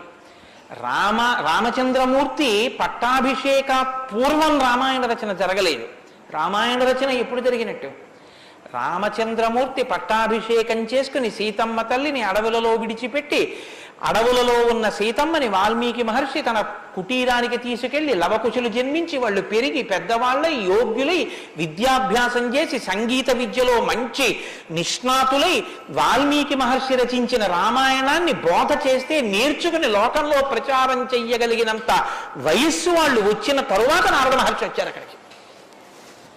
అలా ఎందుకు జరగాలి అంటే, వచ్చినటువంటి మహానుభావుడు రామచంద్రమూర్తిగా వచ్చాడు. మనుష్యుడిగా నడిచి చూపించేశాడు. అప్పటికే 11,000 సంవత్సరాలు ఇంచుమించు పూర్తయిపోతున్నాయి. జరిగిన కథ జరిగిపోయింది. జరిగిన కథ జరిగిపోయిన తర్వాత ఇప్పుడు వచ్చాడు నారదుడు. ఇప్పుడు జరిగిపోయిన కథలో అడుగు తీసి అడుగు వేస్తే ధర్మం. రామాయణంలో అడుగు తీసి అడుగు వేస్తే ఎంత కథ చెప్పాలండి నారదుడు వాల్మీకి మహర్షికి? రాముడు పుట్టుక ముందు దగ్గర నుంచి చాలా కష్టపడి రాముడు ఇలా మాట్లాడాడు, రాముడు అలా మాట్లాడాడు, సీతమ్మ రాముడి దగ్గరికి ఇలా వెళ్ళింది, దశరథ మహారాజు గారి దగ్గరికి రాముడు ఇలా వెళ్ళాడు, రాముడు కౌసల్య దగ్గరికి ఇలా వెళ్ళాడు, రాముడితో ఇలా మాట్లాడాడు, ఇవన్నీ నారదుడు చెప్పాలి. నారదుడు ఎలా చెప్పగలడు? చెప్పగలడు. సర్వజ్ఞుడు, మహానుభావుడు, గురుస్వరూపం కాబట్టి చెప్పగలడు. కానీ అలా చెప్తూ వెడితే రామాయణం ఎవరు చెప్పినట్టు అవుతుంది? నారదుడు చెప్పింది వాల్మీకి రాసింది అవుతుంది. మరి వాల్మీకి రామాయణ రచన చేశారని మనం ఎలా చెప్తున్నాం? ఒకటే కారణం, సంక్షేప రామాయణమే నారదుడు చెప్పాడు. కేవలం ఒక 100 శ్లోకాల దగ్గరలో రామకథని ఒక్కసారి అలా చిన్న మాల కింద అల్లి చెప్పి వెళ్ళిపోయాడంతే. మిగిలిన రామకథ రాముడు ఎలా కదిలాడో, ఎలా అడుగేశాడో, ఎలా నడిచాడో, ఎలా మాట్లాడాడో ఇవన్నీ వాల్మీకి మహర్షికి కనపడ్డాయి. ఎప్పుడు? అయిపోయాక కదండి. రాముడు పుట్టేశాక, రాముడు మాట్లాడాక, రాముడి పెళ్ళైపోయాక, రాముడు యుద్ధం చేశాక, రాముడు అప్పుడు సీతమ్మతో అంతఃపురంలో ఇలా మాట్లాడాడని వాల్మీకి తెలిసింది. ఎలా తెలిసింది? 2 కారణాలతో తెలియాలి. రాముడు చెప్పాలి, 2 వాల్మీకి ఊహ చెయ్యాలి. రాముడు చెప్తే అన్నీ అలా ఏకాంతంలో తాను సీతమ్మతో మాట్లాడినవి కూడా చెప్తాడా? మర్యాదా పురుషోత్తముడైన వాడు. 2 ఊహ చేస్తే ఊహ నిజం కావాలని ఎక్కడుంది? అప్పుడు రామాయణం మీరు వేదోపబ్రహ్మణంగా ప్రమాణంగా ఎలా స్వీకరించి చెప్పుకుంటున్నారు ఇవాళకి? కాబట్టి ఆ రెండిటికి మధ్యలో ఏదో ఉండాలి మీరు నమ్మాలంటే కదా. ఇప్పుడు చెప్పండి, రామాయణం ఓ కొత్త కోణంలో మీరు వినవలసిన అవసరం ఉందా లేదా ప్రారంభంలోనే? కాబట్టి నారదుడు వచ్చాడు, వాల్మీకి చెప్పాడు, అంతే వినకండి. ఎటువంటి నారదుడు వచ్చాడు, ఎటువంటి వాల్మీకి చెప్తున్నాడు, అసలు ఏ స్థితిలో ఉన్నారు ఇప్పుడు వాల్మీకి మహర్షి అంటే, సీతమ్మ తల్లి ఆయన ఆశ్రమంలో ఉంది. సీతమ్మ తల్లి ఊరట పొందడానికి కావలసిన వాతావరణం ఆశ్రమంలో ఉంది. ఆయన నిరంతరము కూడా తపస్వి అయి ఉన్నారు. తపస్వి అంటే కృచ్ఛత్యాంద్రాయణాది వ్రతములు చేసేటటువంటి వాడు. అంటే శుక్లపక్షంలో తిథులు పెరుగుతున్నప్పుడు ఒక్కొక్క ముద్ద పెంచుకుంటూ వెడతారు, పౌర్ణమికి పూర్తిగా భోజనం చేస్తారు. బహుళపక్షంలో ఒక్కొక్క ముద్ద తగ్గిస్తూ అమావాస్య వచ్చేటప్పటికి పూర్ణంగా ఆహారం విడిచిపెట్టేస్తారు. ఇలా విడిచిపెట్టి నిరంతరం వేదం చదువుకుంటూ వేదము చేత ప్రతిపాదింపబడిన పరమేశ్వర స్వరూపాన్ని ఇక్కడ అనుభవంలోకి తెచ్చుకునే ప్రయత్నం చేస్తారు. అహం బ్రహ్మాస్మి అంటే అది కదండి శృంగగిరి పీఠానికి మహావాక్యం, అహం బ్రహ్మాస్మి, నేనే ఈశ్వరుడును అన్న వాక్యాన్ని అనుభవపూర్వకం చేసుకోవాలి. దానికి వ్రతం అంతా కర్మాచరణం. ఇప్పుడు ఈ కర్మాచరణం అంతా చేసి తపిస్తున్న వాల్మీకి దేని కొరకు తపిస్తున్నారు? బ్రహ్మముగా తనను తాను తెలుసుకొనుట కొరకు ప్రయత్నిస్తున్నారు. ఇప్పుడు యోగ్యమైన కాలం సిద్ధించింది. యోగ్యమైన కాలం సిద్ధిస్తే ఉపదేశం చెయ్యడానికి రావలసిన వాడు ఎవరు రావాలి? గురువుగారు రావాలి. గురువు గారి కన్నా మంగళస్వరూపం లోకంలో ఉంటుందా? ఇంకుండదు. అన్నిటికన్నా మంగళస్వరూపం ఏది అంటే గురువుగారి. గురువు గారి కన్నా గొప్పవాడు, గురువు గారి కన్నా అధికుడు లోకంలో ఉండడు. నగురోరధికం నగురోరధికం నగురోరధికం ఇది శివశాసనత. గురువు కన్నా అధికుడి లోకంలో లేడు. మరి ఈశ్వరుడండి అని మీకు అనుమానం రావచ్చు. ఈశ్వరుడి కన్నా అధికుడు గురువే. ఎందువల్ల? అసలు గురువు లేకపోతే ఈశ్వరుడి యొక్క అస్తిత్వం ప్రకటనం కాదు. సరికదా? నేను మీకు ఒక మాటలో చెప్పాలంటే, శృంగగిరి పీఠాధిపత్యం వహించిన చంద్రశేఖర భారతీ స్వామి వారి దగ్గరికి ఒక వ్యక్తి వెళ్ళి అన్నాడు, నా దగ్గర ఒకటి కన్నా ఎక్కువ మంత్రాలు ఉపదేశం పొందినవి ఉన్నాయి. నేను ఒక మంత్రానికి ధ్యాన శ్లోకం చేసి మంత్రాన్ని అనుష్ఠిస్తుంటే ఇంకో మంత్రం యొక్క ధ్యాన శ్లోకంలో స్వరూపం కనపడుతోంది, నన్ను ఏం చేయమంటారని అడిగాడు. ఆయన అన్నారు, నీకు ఉపదేశం చేసినటువంటి గురువు గారి పాదాలు నీకు కనపడుతుంటాయా? అయ్యో నాకు చాలా ఇష్టం అండి, మా గురువు గారి పాదాలు నాకు బాగా జ్ఞాపకం. ఏ మంత్రం చేసినా గురువుగారి పాదాలే చూడన్నారు. అలా ఎలా కుదురుతుందండి అన్నాడు ఆయన. ఆ ధ్యాన శ్లోకంలో రూపం కదా చూడాలి. ఏ మంత్రం చేసినా గురువు గారి పాదాలు ఎలా చూస్తాం? ఏ గురుర్ బ్రహ్మ గురుర్ విష్ణు గురుర్దేవో మహేశ్వర, గురువే బ్రహ్మ గురువే విష్ణువు గురువే మహేశ్వరుడు. ఇక గురువు గారి పాదాలే ఆ దేవతలన్నీ. కాబట్టి గురువు గారి పాదాలు చూస్తూ నువ్వు ఏ మంత్రం చెప్పినా ఆ మంత్రం సిద్ధిస్తుంది. అయినప్పుడు ఇప్పుడు గురుదర్శనమే మంగళకరమైనటువంటి దర్శనం. నారదుని యొక్క దర్శనం, నారదుని యొక్క పేరెత్తడం కన్నా గొప్పతనం ఇంకోట్లేదు. కాబట్టి ఇప్పుడు రామాయణ ప్రారంభం దేనితో ప్రారంభమైంది? గురువు గారి దర్శనంతో ప్రారంభమైంది. నారద మహర్షి దర్శనం గురువు యొక్క దర్శనం. ఎవరికి? వాల్మీకి. రామాయణాన్ని నమ్ముకున్న జాతికి ప్రతినిధి. మనకే దర్శనంతో ప్రారంభమైంది? జగద్గురు దర్శనంతో మనకి ప్రారంభమైంది. కాబట్టి ఇప్పుడు ఎవరొచ్చారు? ఆ వచ్చినటువంటి వ్యక్తి సామాన్యమైనటువంటి వ్యక్తి రాలేదు, నారదుడు. ఆ వచ్చినటువంటి వారు మహానుభావుడై తపస్వాధ్యాయ నిరతం, నిరంతరము తపస్సు చేసేటటువంటి వారు. మీతో మాట మనవి చేశాను. తపస్సు అంటే ఈ వ్రతమును ఆచరిస్తూ నిత్య నైమిత్తిక కర్మలను వైక్లభ్యం లేకుండా అనుష్ఠించేటటువంటి వారు. నిత్యకర్మ అని ఒకటి ఉంటుంది, అది ఎప్పుడూ మానడానికి వీల్లేదు. సంధ్యావందనం ఉంది, ఎప్పుడూ మానకూడదు, ఎప్పుడూ చేయవలసిందే. నైమిత్తిక కర్మ ఉంది, ఒక్కొక్క తిథి నాడు ఒక్కొక్కటి చెయ్యవలసి ఉంటుంది. శ్రీరామ నవమి వచ్చిందనుకోండి, ఏం చెయ్యాలి? శ్రీరామనవమి నాడు ఉదయం నుంచి రాత్రి వరకు శ్రీరామ జయ రామ జయ జయ రామ అన్న 13 అక్షరాల మంత్రాన్ని రాత్రి వరకు చేసి, రాత్రి ప్రదక్షిణం చేసి, ఉపవాసం చేసి, మరునాడు ఉదయం ఎక్కడ మీరు ఈ మంత్రం చేశారో అక్కడికి వచ్చిన తరువాత శ్రీరామ పట్టాభిషేక సర్గ, శ్రీరామావతార సర్గ, ఈ 2 సర్గలు పారాయణ చేయాలి. ఈ 2 పారాయణ చేసి, మన శ్రీరామనవమి నాడు మేము కాకినాడలో అయ్యప్ప స్వామి దేవాలయంలో చేశాం అవి. ఈ 2 సర్గలు పారాయణ చేసి, తదనంతరం ముందు పేదలకి అన్నదానం నారాయణ సేవగా చేసి, తరువాత తాను ఆహారం స్వీకరించాలి. అది శ్రీరామనవమి నాడు చేయవలసినటువంటి విధానం. దీన్ని నైమిత్తిక తిథి ఆచరణము అంటారు. ఒక్కొక్క తిథి ఒక్కొక్కలా చెయ్యాలి.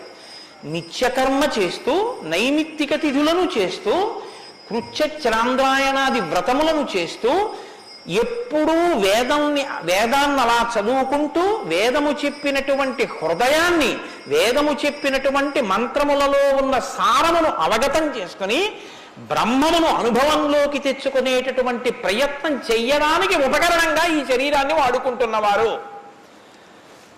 ఎంత తేడా ఉందో మీరు గమనించండి. మనం ఏం చేస్తామంటే ఈ శరీరాన్ని పోషించి ఈ శరీరము వలన ఎన్ని సుఖములు పొందవచ్చో అన్ని సుఖములను పొందడానికి సాధనంగా దీన్ని వాడతాం. ఇది ఎందుకు అంటే దీంతో అబ్బో ఎన్ని రుచులు చూస్తాడో, దీనికి ఎన్ని స్పర్శ సుఖాలు ఇస్తాడో, దీంతో ఎన్ని వినకూడనివి వింటాడో, దీంతో ఎన్ని పీల్చకూడనివి పీలుస్తాడో.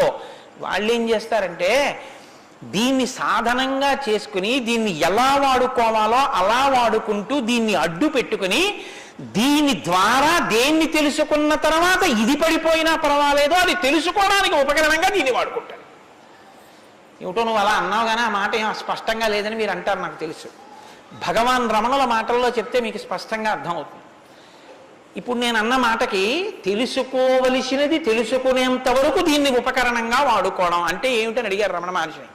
ఆయన అన్నారు, భోజనం చేశాక విస్తర అవతల పారేయడం. విస్తరని ఏం చేస్తారండి?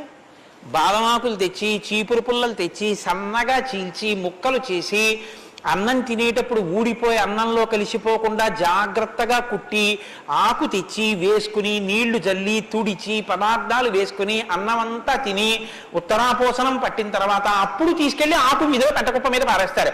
అంతేగాని ఆకు పుట్టింది ఎందుకు అంటే ఆకు పుట్టింది ఎందుకు అంటే చివరి పెంటకుప్ప మీద పారేయడమేనండి, అది పారేస్తాం అంటారా?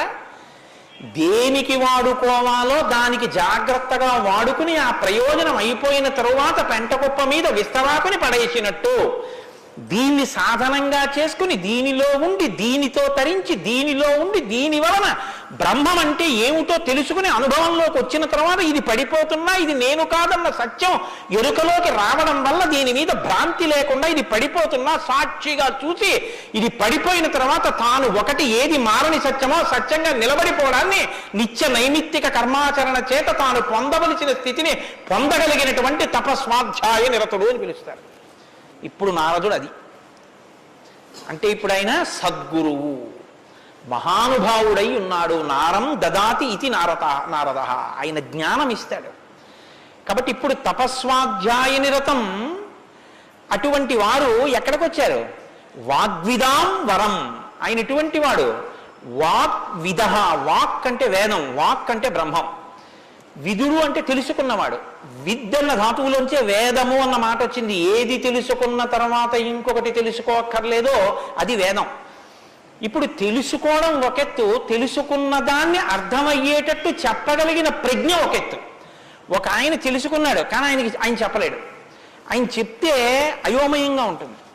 ఒక ఆయన స్పష్టంగా చెప్పగలడు, తాను అనుభవించాడు, అనుభవించిన దాని వైపుకి మిమ్మల్ని తిప్పగలడు, ఈ ప్రజ్ఞ ఉన్నవాడు. కాబట్టి వాగ్విదాం వరహ, బ్రహ్మమును బాగా తెలుసుకున్న వాళ్ళల్లో శ్రేష్ఠుడైన వాడు తాను తెలుసుకుని శిష్యుల్ని ఉద్ధరించడం కోసం కిందికి దిగొచ్చి మాట్లాడగలిగినటువంటి ప్రజ్ఞ కలిగిన వాడు. ఇటువంటి వాగ్విదాంవరం నారదం. అటువంటి నారదుణ్ణి ఎవరు ప్రశ్నించారు? ఇప్పుడు అడిగినవాడు వాల్మీకి మహర్షి. ఆయన ఎటువంటి వారు?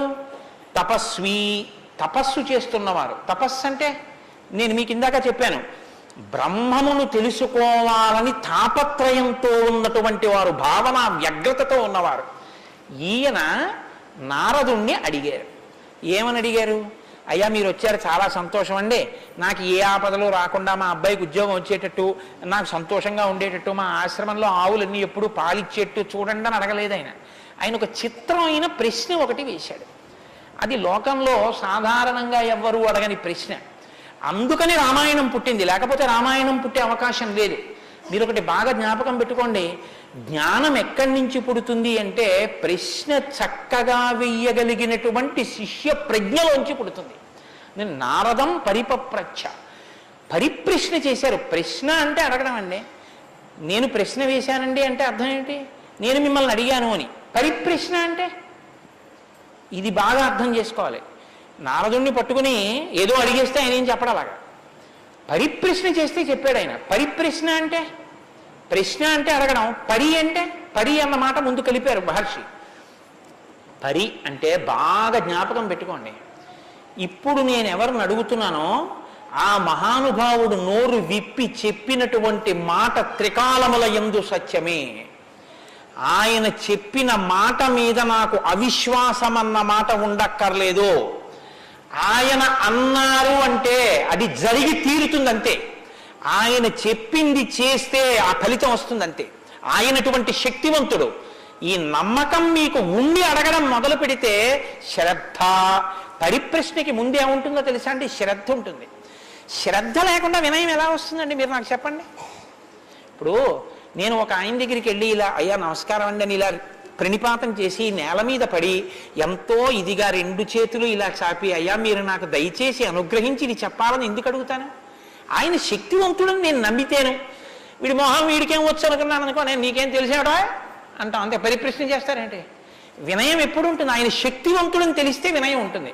ఆయన శక్తివంతుడని మీరు నమ్మడాన్ని శాస్త్రంలో ఏమంటారో తెలుసా అండి? శ్రద్ధ అని పిలుస్తారు. శంకరాచార్యులు వారు భాష్యం చేస్తూ శ్రద్ధ అన్న మాట గురించి ఒక మాట చెప్పారు. శాస్త్రస్య గురువాక్యస్య సత్యబుద్ధ్యావధారణ సా శ్రద్ధా కవితా సిద్ధి యా వస్తూపలభ్యతే. శ్రద్ధ అన్న మాటకు అర్థం ఏమిటంటే శాస్త్రము చెప్పినా గురువు గారు చెప్పినా అది పరమ సత్యము, ఇక దానికి తిరుగులేదు, అది కాని పాటిస్తే మనకి ఫలితము వచ్చి తీరుతుందని నమ్మడమే శ్రద్ధ అని పేరు. ఆ శ్రద్ధ ఎక్కడుందో దానిలోంచి వినయం వస్తుంది.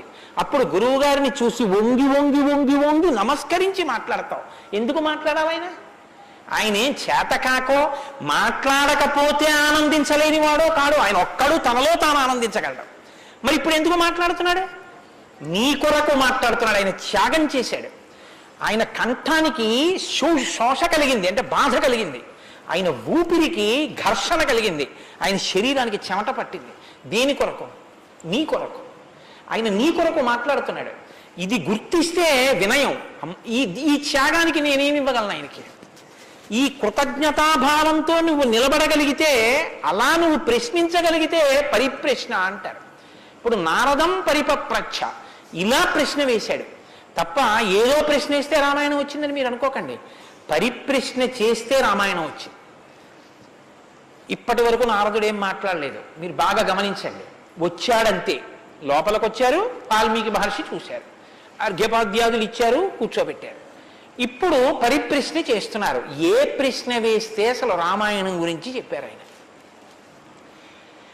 వాల్మీకి మహర్షి అడిగిన ప్రశ్న ఏమిటంటే ఆయన్ని, కోన్వస్మిన్ సాంప్రదం లోకే గుణవాన్ కస్య వీర్యవాన్ ధర్మజ్ఞశ్చ కృతజ్ఞశ్చ సత్యవాక్యో దృఢవ్రతః చారిత్రేణి చ కోయుక్తః సర్వభూతేషు కోహితః విద్వాన్ కః కస్సమర్థశ్చ కశ్చైక ప్రియదర్శనః ఆత్మవాన్ కో జితక్రోధో ద్యుతిమాన్ కో నరసూయకః కస్య బిభ్యతి దేవాశ్చ జాతరోషస్య సంయుగే.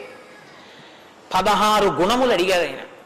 ఈ 16 గుణములు పరిపూర్ణముగా ఉన్నటువంటి ఒక మానవుడు ఈ లోకంలో ఈ కాలంలో నేను ఉన్న రోజుల్లోనే, నేను ఇప్పుడు శరీరంతో తిరుగుతుండగా నా మాంసనేత్రంతో చూడడానికి వీలుగా ఎక్కడైనా ఎవరైనా ఉన్నారా అని అడిగాడు. అంటే అలాంటి వారే ఉన్నారు. ఆయన భార్యయే తన ఆశ్రమంలో ఉంది. ఇది తెలుసా వాల్మీకి? తెలియదని చెప్పవలసి ఉంటుంది. మరి ఇప్పుడు ఎందుకు వచ్చింది ఈ ప్రశ్న ఆయన నోటి వెంట? అమ్మవారు వచ్చింది కాబట్టి వచ్చింది. అమ్మవారు ఎందుకు వచ్చింది? అసలు రహస్యం ఏమిటంటే, రామాయణం లోకానికి అందాలంటే సీతమ్మ యొక్క సేవాభాగ్యం వాల్మీకి లభించాలి. సీతమ్మ సేవాభాగ్యమే శారదాదేవి సేవాభాగ్యం. అది అందితే నోటి వెంట ఈ ప్రశ్న వచ్చింది. నోటి వెంట ఒక్క ప్రశ్న వస్తే యుగాలు మారిపోయినా మనుష్యుడిగా పుట్టిన ప్రతివాణ్ణి తరింపచేయగలిగిన ఒక ఆది కావ్యం ఆయన నోటి వెంట వచ్చింది. ఇది రావడానికి ముందు సీతమ్మ రావాలి. అందుకని ముందు సీతమ్మ వచ్చేసింది ఆశ్రమానికి. వచ్చి అక్కడ కూర్చుంది. ఆ రామాయణాన్ని ప్రచారం చెయ్యగలిగిన యోగ్యమైన శిష్యుల్ని కూడా సీతమ్మే వాల్మీకి ఇచ్చింది లవకుశల రూపంలో. ఇది వాల్మీకిని సీతమ్మ తరింపచేసిన తీరు మీరు జాగ్రత్తగా గమనించగలిగితే, వాల్మీకి తరించడానికి మొదటి కారణం సీతమ్మే. అందుకే ఆయన అన్నారు, నేను చెప్పిన రామాయణానికి పేరేమిటో తెలుసా?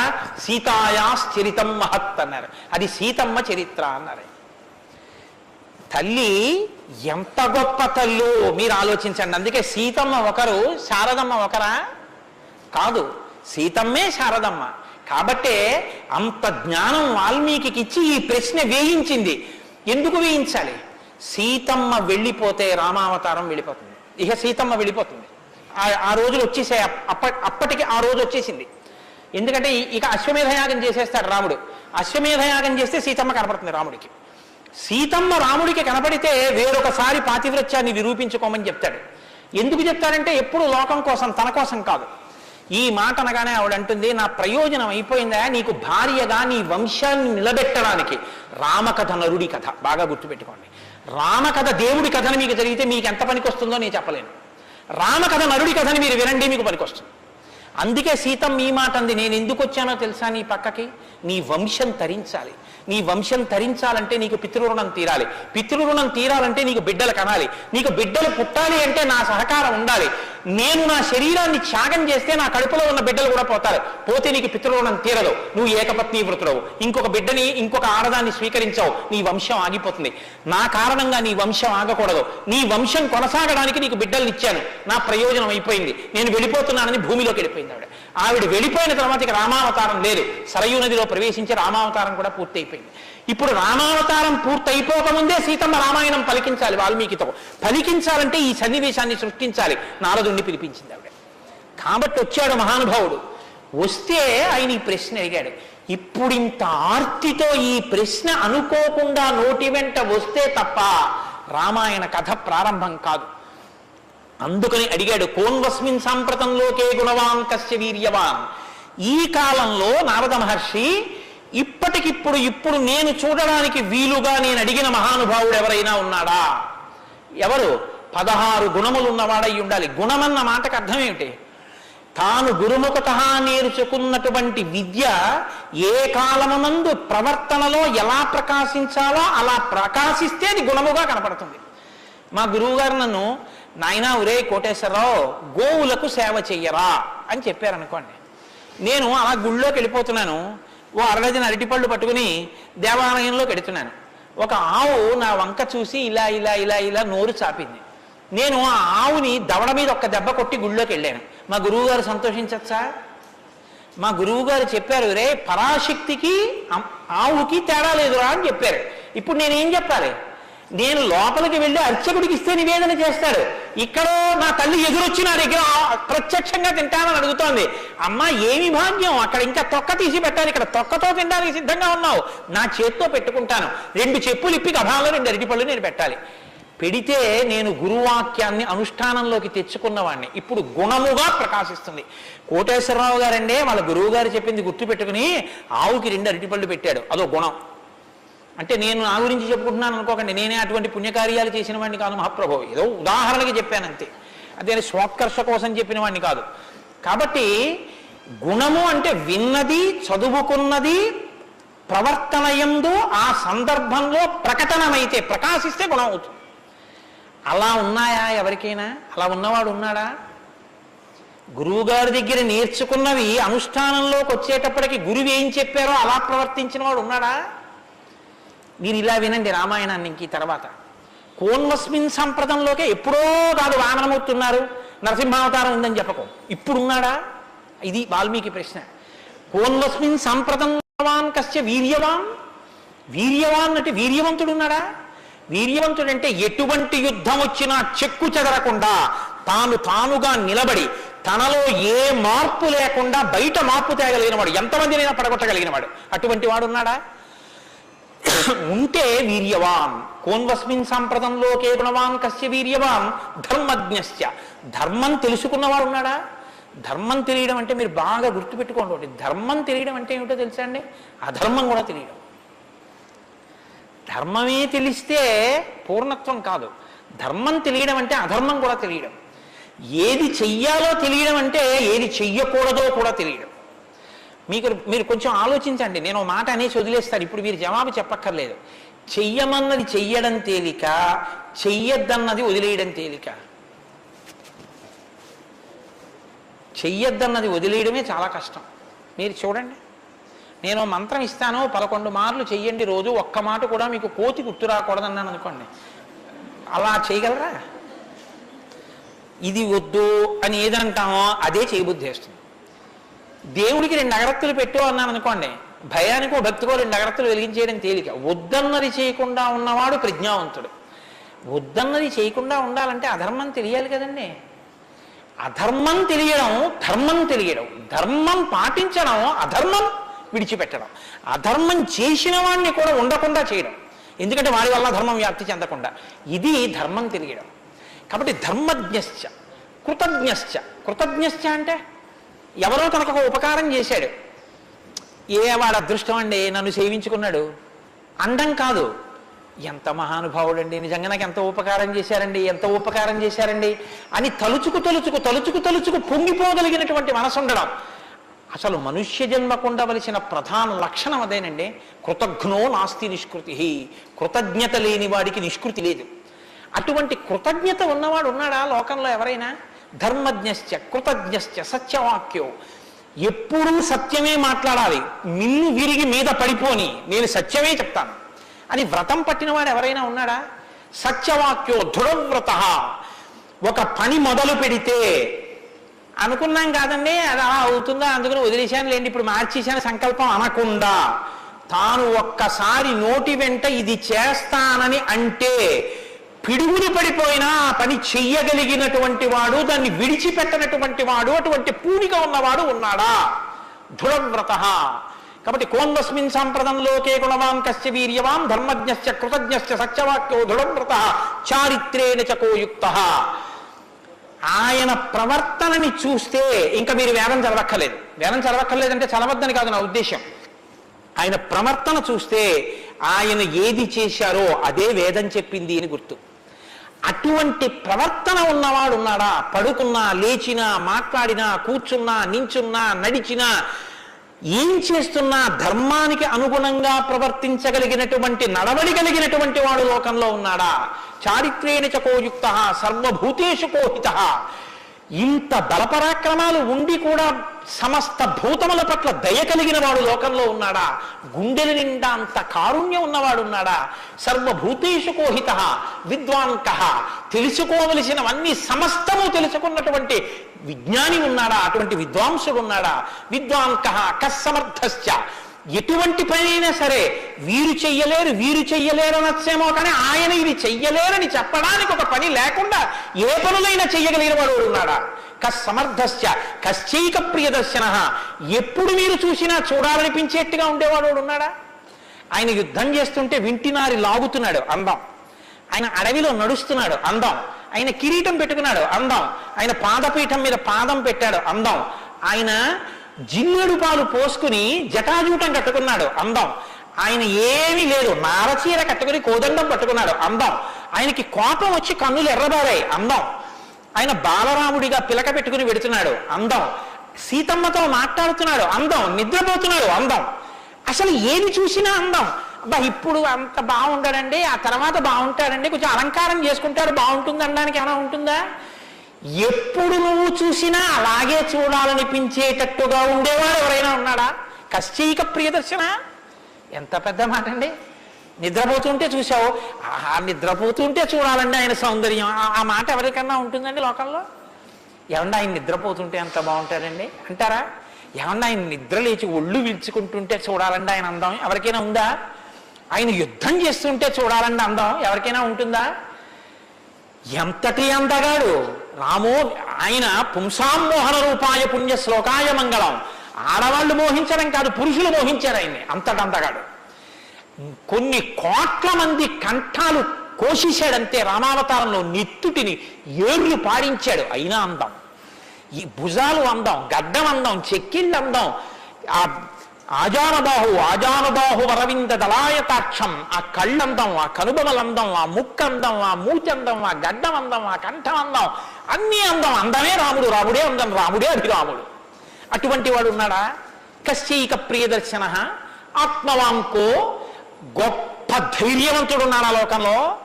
ధైర్యవంతుడు అంటే మీరు బాగా జ్ఞాపకం పెట్టుకోండి. ధైర్యవంతుడు అన్న మాటకు అర్థం ఏంటో తెలుసా అండి? భయం లేనివాడు అని కాదు. ధైర్యము అన్న మాటకి ఇంకో అర్థం కూడా ఉంది. ధైర్యము అంటే తాను ఏ పని మీద బయలుదేరాడో ఆ పనికి అనుగుణమైనటువంటి సంభారములను మాత్రమే దగ్గరుంచుకుని ఆ పని మీద మాత్రమే దృష్టి పెట్టి ఆ పనిని పాడు చేసేటటువంటి ఏ ఇతర ఆకర్షణీయమైనటువంటి వ్యవహారమైన త్రోసి రాజని విడిచిపెట్టగలిగినటువంటి పూనిక ఉన్నవాడు ఉన్నాడా? నేను ఏకపత్ని వ్రతం చేస్తానన్నాడు, భార్యని రావణాసురుడు ఎత్తుకుపోయాడు, చాలా మంది వచ్చి మీద పడ్డారు. మా నాన్నగారు దక్షిణ నాయకుడు, మా వంశంలో చాలా మంది దక్షిణ నాయకులు, మా ఆవిడ దగ్గర లేదు కదండి అని ఏమైనా పొరపాటు పడ్డాడా? తాను ఏది అన్నాడో రామో దీర్ణాభిభాషతే, 2 మాటలు నాకు రావమ్మా అన్నాడు అంతే. లోకంలో అవతార పరిసమాప్తి వరకు అంతే. అలా ఉండగలిగిన వాడు ఉన్నాడా? ఆత్మవాంకో జితక్రోధో, కోపాన్ని గెలిచిన వాడు ఉన్నాడా? కోపాన్ని గెలవడం ఏమిటండి? అది ఏమైనా ఎదురుగుండా వచ్చి నిలబడుతుందా క్రోధం? ఎలా గెలుస్తారు అంటే క్రోధం ఎక్కడి నుంచి వస్తుందో మూలస్థానాన్ని గుర్తెరగడం, వికార కారణాన్ని తెలుసుకోవడమే క్రోధాన్ని గెలవడం. అంటే మీరు చూడండి, నాకండి ఎంత కోపం వచ్చేసిందో అంటాడు. ఎంత కోపం వచ్చేసిందో ఎక్కడి నుంచి వచ్చింది? ఇక్కడి నుంచే రావాలి కోపం. ఇక్కడి నుంచి రావడానికి అనువైన అవకాశం, వాతావరణం నువ్వు ఇస్తే రావడానికి సిద్ధంగా ఉంటుంది. మంట పుట్టడానికి సిద్ధంగా ఉన్నట్టు ఉంటుంది అది. నువ్వు అది పుడితే ఎంత వికారంగా ఉంటావో, నీ ముఖం ఎలా ఉంటుందో, ఎంత జేవురించుకుని ఉంటుందో, ఎలా అరుస్తావో, నీ చేతులు ఎలా ఉంటాయో ఓసారి ఆ టైంలో వీడియో తీసి చూసుకో ఎలా ఉంటుందో. అసహ్యం వేస్తుంది మన మీద. మనకి అదేంటంటే అలా ఉన్నాననిపిస్తుంది. ఇన్ని వికారములు ఇది వస్తే వస్తున్నాయని తెలుసుకుని అది రాకుండా తొక్కి పెట్టగలిగిన వాడు ఉన్నాడా? అలా ఉంటే జితక్రోధో, అలాంటి వాడు ఉన్నాడయా లోకంలో? ఆత్మవాంకో జితక్రోధో ద్యుతిమాంకో, అపారమైనటువంటి కాంతి కలిగిన వాడు ఉన్నాడా? ద్యుతిమాంకో ననసూయక, అసూయని గెలిచిన వాడు ఉన్నాడా? తనకన్నా గొప్పవాడు కనపడితే ఆహాహా మహాత్ములు ఎంత గొప్ప పరిశ్రమ చేశారో, ఇంత గొప్పవాడు అయ్యాడని నమస్కారం చేసి తెలుసుకోవాలి. తనకన్నా తక్కువవాడు కనపడితే ఈశ్వరానుగ్రహంతో ఈయన వృద్ధిలోకి రావాలనగలగాలి. కిందవాడిని చూసి అహంకరించకూడదు, పైవాడిని చూసి అసూయపడకూడదు. ఈ 2 ఉన్నవాడు ఉన్నాడా? ద్యుతిమాంకో ననసూయక కస్య బిభ్యతి దేవాశ్చ జాత రోషస్య సంయుగే. కోపం లేని వాడికి కోపం ఎలా వస్తుంది మరి? అంటే కోపం తెచ్చిపెట్టుకున్నట్టు నటిస్తాడు అంతే. ఎందుకు నటించాలి అంటే ఏదో పని చక్కబెట్టాలంటే కోపం వచ్చినట్టు ఒకసారి ఇలా అంటాడు. అనేటప్పటికి అమ్మ బాబు ఆయన కోపం వచ్చిందంటే హడిలిపోయి అందరూ జాగ్రత్తగా ఉంటారు. ఎవరికి కోపం వచ్చిందని అనిపిస్తే 33 కోట్ల మంది దేవతలు కూడా ఉనికిపోతారో అలా కోపాన్ని తెచ్చిపెట్టుకునేవాడే తప్ప అసలు కోపం రావడం అన్నది లేనివాడు ఒకరిలో ఉన్నాడా? అలాంటి వాడు ఎవరైనా ఉంటే ఎప్పుడో ఉన్నాడని చెప్పద్దు, ఇప్పుడు ఉన్నాడా? నేను చూడ్డానికి వీలుగా ఉన్నాడా? ఈ కాలంలో ఉన్నాడా? ఉంటే అటువంటి వాడి గురించి నాకు చెప్పు, నాకు వినాలని ఉందన్నాడు. ఇప్పుడు వస్తోంది రామాయణం. ఇప్పుడు చెప్పాలి. నారదుడు ఎవరో తెలుసా? ఆయన రాముడే. ఆయన ఇల్లాలే నీ దగ్గరుంది, ఆయన బిడ్డలే నీ దగ్గర ఉన్నారు. వాల్మీకి మహర్షి ఆయనే అయోధ్యాధిపతి, ఆయనే రామచంద్ర ప్రభువు అని చెప్పే వాల్మీకి పొంగిపోవాలి కదండి. రామాయణ ఆవిర్భావం జరుగుతోందన్నమాట. ఇవాళ రామాయణం పుడుతోంది. ఆ సన్నివేశంలో ఉన్నాం మనం. ఇప్పుడు ఈ మాటలు అడిగితే వాల్మీకి మహర్షి చాలా చమత్కారమైనటువంటి జవాబు ఒకటి చెప్పారు. ఆయన అన్నారు, బహవో దుర్లభాశ్చైవ ఏత్తయా కీర్తితా గుణాః మునే వక్షామ్యహం బుద్ధ్వా తేర్యుక్త శ్రూయతాన్నరః. చాలా క్లిష్టమైనటువంటి ప్రశ్న ఒకటి అడిగావు. సాధారణంగా లోకంలో మానవుల్లో నువ్వు అడిగినటువంటి 16 గుణములు ఒక వ్యక్తి యందు ప్రకాశించేటటువంటి వాడు ఉండడు. కాబట్టి ఇప్పుడు ఎవరై ఉండాలి? నరోత్తముడై ఉండాలి, సాక్షాత్ శ్రీ మహావిష్ణువై ఉండాలి. అటువంటి వాడే కాని నరుడిగానే ఉన్నాడు ఇప్పుడు. ఆయన విష్ణు అంటే ఆయనే అంగీకరించాడు. ఆయన నేను నరుణ్ణి అంటాడు, నేను దాశరథిని అంటాడు, నేను దశరథ మహారాజు కొడుకునయ్యా అంటాడు. నరుడిగా ఈ లోకంలో తిరుగుతున్నవాడు ఉన్నాడు. అటువంటి వాడి గురించి చెప్తాను, జాగ్రత్తగా వినన్నాడు. ఇది సంక్షేప రామాయణం. 100 శ్లోకాలతో ఇక్కడ ప్రతిరోజు సంక్షేప రామాయణం జరుగుతోంది అని అన్నారే. సంక్షేప రామాయణాన్ని పెద్దలు సంప్రదాయంలో ఏమని పిలుస్తారో తెలుసా అండి? మాలామంత్రము అని పిలుస్తారు. ఎందుకంటే శారదా తిలకము అని మంత్రాల గురించి చెప్పేటటువంటిది, బీజాక్షరాల గురించి చెప్పే విషయం ఒకటి ఉంది. అందులో 10 అక్షరాలు మంత్రంలో దాటిపోతే దాన్ని మాలామంత్రములని పిలుస్తారు. 100 శ్లోకములతో ఉన్న సంక్షేప రామాయణం మాలా మంత్రం. అందుకే సంక్షేప రామాయణాన్ని పారాయణ చేస్తే అది రక్షణ చేస్తుంది. మననాత్ త్రాయితే ఇది మంత్ర. దాన్ని మననం చేస్తే అది కాపాడుతుంది. సంక్షేప రామాయణం కూడా అలా కాపాడుతుంది. సద్గురువైనటువంటి నారద మహర్షి నోటిలోంచి పుట్టింది సంక్షేప రామాయణం. యోగులు రమించడం అంటే బాహ్యంలో తిరిగేటటువంటి మనస్సుని బుద్ధిని నిగ్రహించి వెనక్కి తిప్పి ఆత్మలోకి దింపి తాను ఒకటిగా నిలబడిపోయి పొందేటటువంటి ఆనందమేదో అది సాకారములు పొందితే రాముడు. కాబట్టి యోగులు రమించేటటువంటి స్వరూపమేదో దానికి రామ అని పేరు. కాబట్టి రామో నామ జనైశ్రుత నియతాత్మా మహావీర్యో ద్యుతిమాన్ ధృతిమాన్ వసీ. నువ్వు చెప్పినటువంటి గుణములన్నీ ఉన్నవాడు, దానితో పాటుగా వసీ ఇంద్రియములను నిగ్రహించినటువంటి వాడు. ఇంద్రియాలని నిగ్రహించడం అన్న మాట మీరు రామాయణంలో చాలా జాగ్రత్తగా గమనించి తెలుసుకోవలసింది. ఇంద్రియాలని నిగ్రహించడం అంటే ఏమిటో తెలుసా అండి? మనసు దేన్ని చూస్తే దేన్ని వింటే కదిలిపోతుందో, ప్రశాంతంగా ఉన్నది అలజడిని పొందుతుందో దాన్ని చూడకుండా దాన్ని వినకుండా బలవంతంగా నిగ్రహించడం ఎటువంటిదో తెలుసా అండి? ఒక త్రాచుపాము అలా వెళ్ళిపోతుంది, గభాల్ని ఇలా చూశాడు, అయ్య బాబాయ్ త్రాచుపాము పెద్ద గెంతు గెంతాడు. అది అకస్మాత్తుగా ఏమైందంటే ఆ గెంతడంలో త్రాచుపాము యొక్క పడగ మీద 2 కాళ్ళు వేసి తొక్కాడు. ఇప్పుడు త్రాచుపాము తల పైకి ఎత్తలేకపోతుంది. ఇప్పుడు తను త్రాచుపాము నా కాళ్ళ కింద ఉంది, నన్ను ఏం చేస్తుంది అని ఉండగలడని మీరు అనుకుంటున్నారా?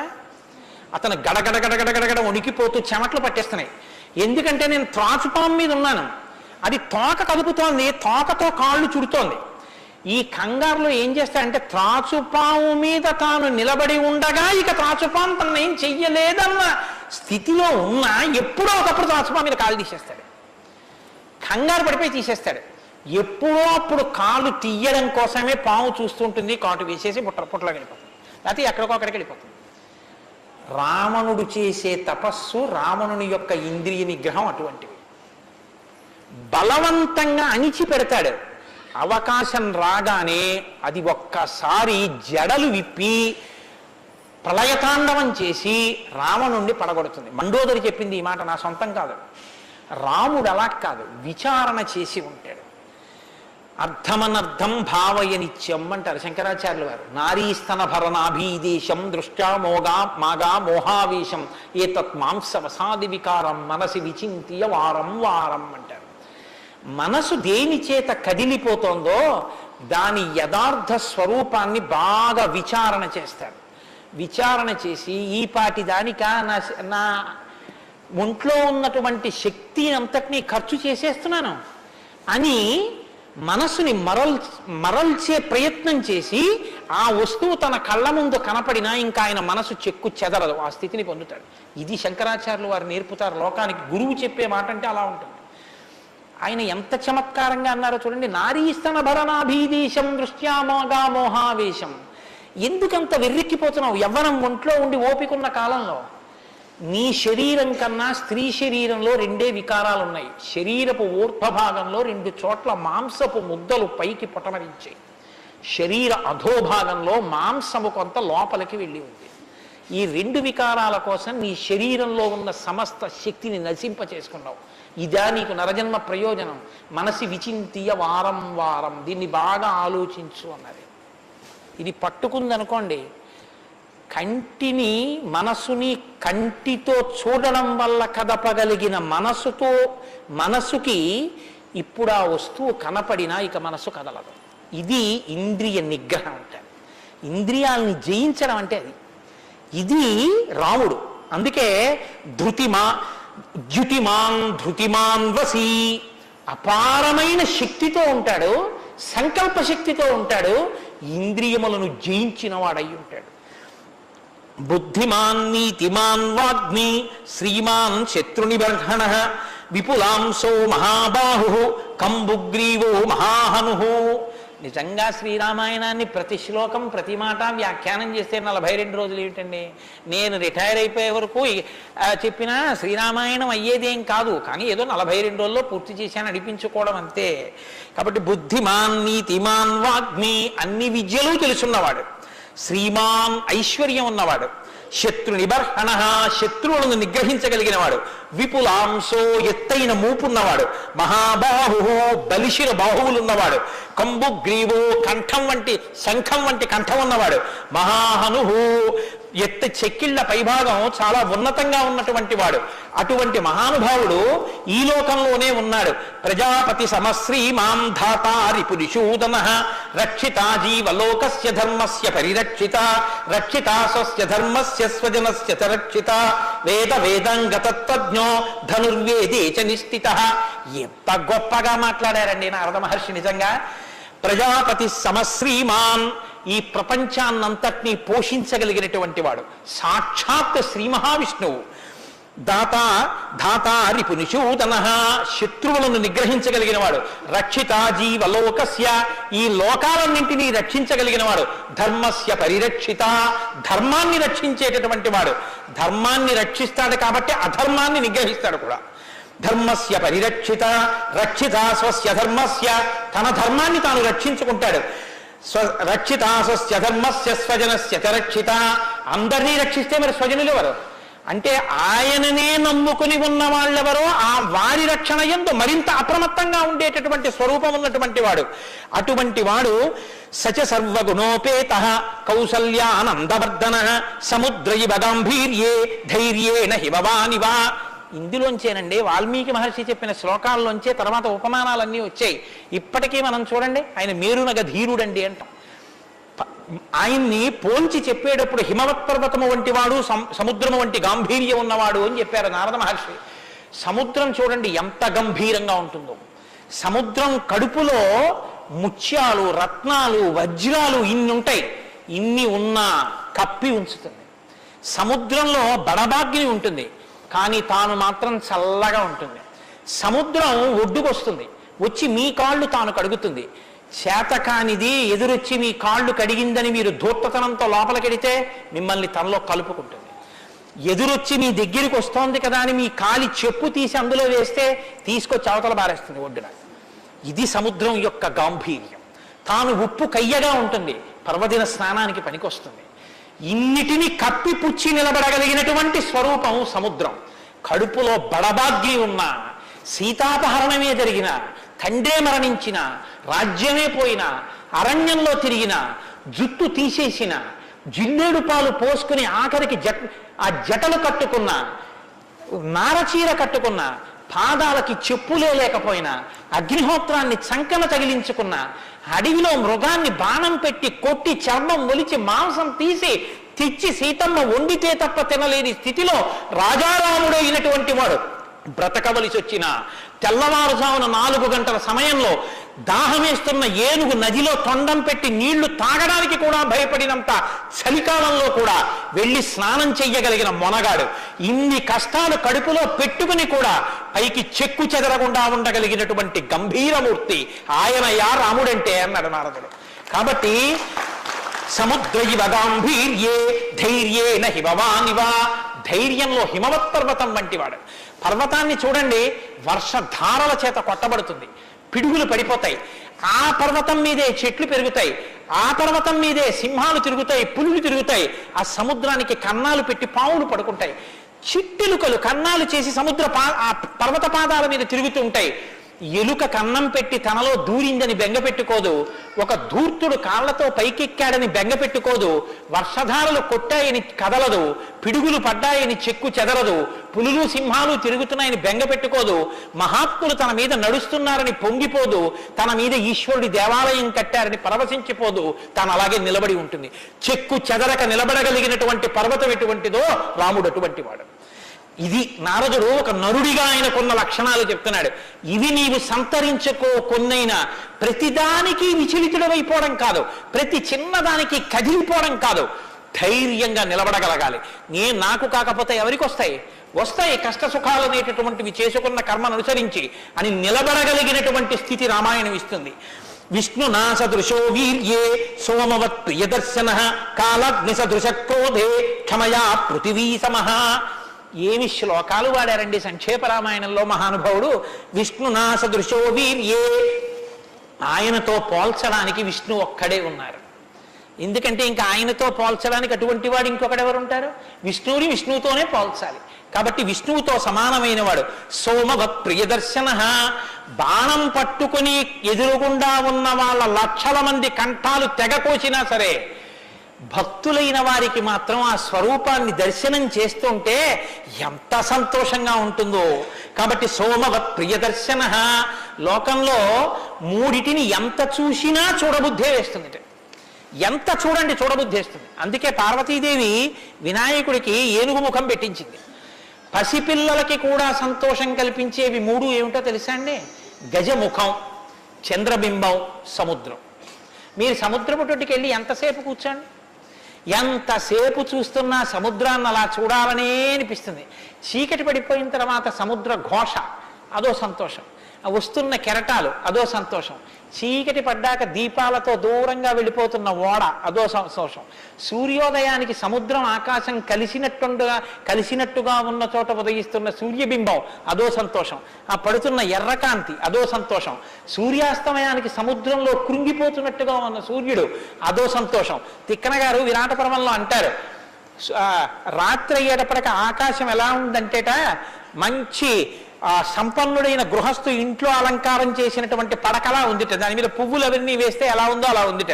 సూర్యోదయానికి ఉన్నటువంటి ఆకాశం ఎలా ఉందంటేట తెల్లవారిన తర్వాత 10 మంది చూస్తే దృష్టిదోషం కలుగుతుందని ఆ ఇంటి ఇల్లాలు దుప్పటి మీద ఉన్న పువ్వులు అవే అన్నీ పోయేటట్టు ఒక్కసారి 2 చేతులతో ఇలా దులిపేస్తే అన్నీ పోయిన తర్వాత దుప్పటి ఎలా ఉందో ఆకాశం ఎలా ఉంది తెల్లారాకంటారు. అలా ఆ సముద్రాన్ని చూస్తుంటే ఎంత అందంగా ఉంటుందో. పసిపిల్లల దగ్గర నుంచి కవుల వరకు జ్ఞానుల వరకు సముద్రం ఆనందమే. పసిపిల్లాడికి ఏం తెలిసనే ఆనందం, వృద్ధుడికి ఏం తెలిసనే ఆనందం. అందరూ సముద్రపు రెడ్డికి వెళ్ళి ఆనందం పొందుతారు.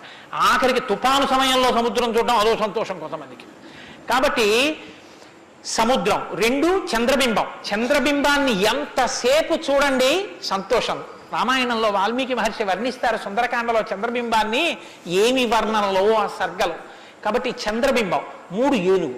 ఏనుగు చూడండి, వెంకటాచల క్షేత్రానికో తిరుత్తనియో వెడితే ఆ ఏనుగు ముందు నించుంటే పిల్లల్ని ఎంతసేపు నించోబెట్టండి సంతోషమే. ఆ తొండం ఇలా ఇలా ఆడిస్తూ ఆ ఏనుగు అలా నిలబడి అరటిపండు ఎత్తి నోట్లో పెట్టుకుని ఆ దుమ్ము తీసి మీద పోసుకొని స్నానం చేసి తెల్లటి దంతాలు, దాని స్వరూపం, దాని చిన్ని చిన్ని కళ్ళు, దాని వెంట్రుకలు, దాని తోక, పెద్ద పెద్ద కాళ్ళు, ఇంతంత గోళ్ళు, గుండ్రంగా పాదాలు. ఆ ఏనుగుని ఎంతసేపు చూసినా అబ్బా ఇంకేం చూస్తానులేండి అనిపించదు, అలా చూడబుద్ధి వేస్తుంది. అలా చూడబుద్ధి వేస్తుంది. కాబట్టి ధ్యానం చేసేటప్పుడు ముందు గణపతి యొక్క ముఖాన్ని తదేకంగా చూస్తే ఆ ధ్యాన నిష్ట చేత విఘ్నములు తొలగిపోతాయి. కాబట్టి పరమేశ్వరుడు అందరూ తొందరగా దృష్టి పెట్టి చూడడానికి వైముఖ్యం కలగనటువంటి ముఖాన్ని నా కొడుక్కి పెడితే అందరికీ ఉపకారం జరుగుతుందని ఏనుగు తలకాయ తీసుకొచ్చి వినాయకుడికి పెట్టాడు. అది కారణం. వినాయకుడికి ఏనుగు తలకాయ ఉండడానికి కారణాల్లో అదొకటి. కాబట్టి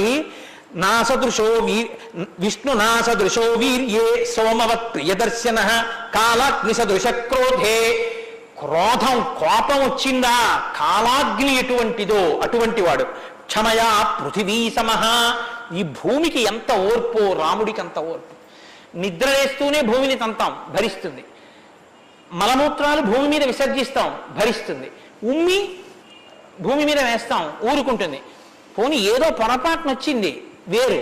కావాలని ఒక రకమైన తాంబూలం వేసుకుని ఉమ్మడమే ప్రయోజనంగా నెత్తురు కక్కుకునేవాడు కక్కుకున్నట్టు భూమి మీద ఎర్రటి మరకలు పడేటట్టు అదే పనిగా ఉమ్మి వేసేటటువంటి వాడిని కూడా భరించినటువంటి భూమాత యొక్క ఓర్పుని ఎంత స్తోత్రం చేయాలి నిజంగా. కాబట్టి అన్నం కావాలి, నాగలి పెట్టి అమ్మ గుండెల మీద చీరుతాం. ఇల్లు కట్టుకోవాలి, శంకుస్థాపన పేరుతో గుణపాలు పెట్టి అమ్మ గుండెల మీద గుచ్చుతాం. ఆఖరికి ఇంత సంపాదించి ఇంత కీర్తి తెచ్చి మా నాన్నగారు, మా బాబాయ్ గారు, మా మేనమామ, మా ఆయన ఇన్ని బంధుత్వాలు పెట్టుకున్న వాళ్ళు ఆ ఊపిరి ఆగిపోగానే తీసుకెళ్లి బయట చిరిగిపోయిన బొంతో చాపో వేసి పడుకోబెట్టి కొత్త చాప తెచ్చి 4 కర్రలకేసి తాడేసి కట్టి తీసుకెళ్లిపోతుంటే ఆఖరణ పుచ్చుకునేది ఈ తల్లి ఒక్కతే. ఎవరు ఇంట్లో ఒక్క రాత్రి కూడా ఉంచుకోరు. యావత్ పవనో నివసతి దేహే తావత్ పృచ్చతి కుశలంగేహే గతవతి వాయో దేహాపాయే భార్యాభిభ్యతి తస్మిన్ కాయే అంటారు శంకర భగవత్పాదులు. అటువంటి ఈ తల్లిది ఎంత ఓర్పో.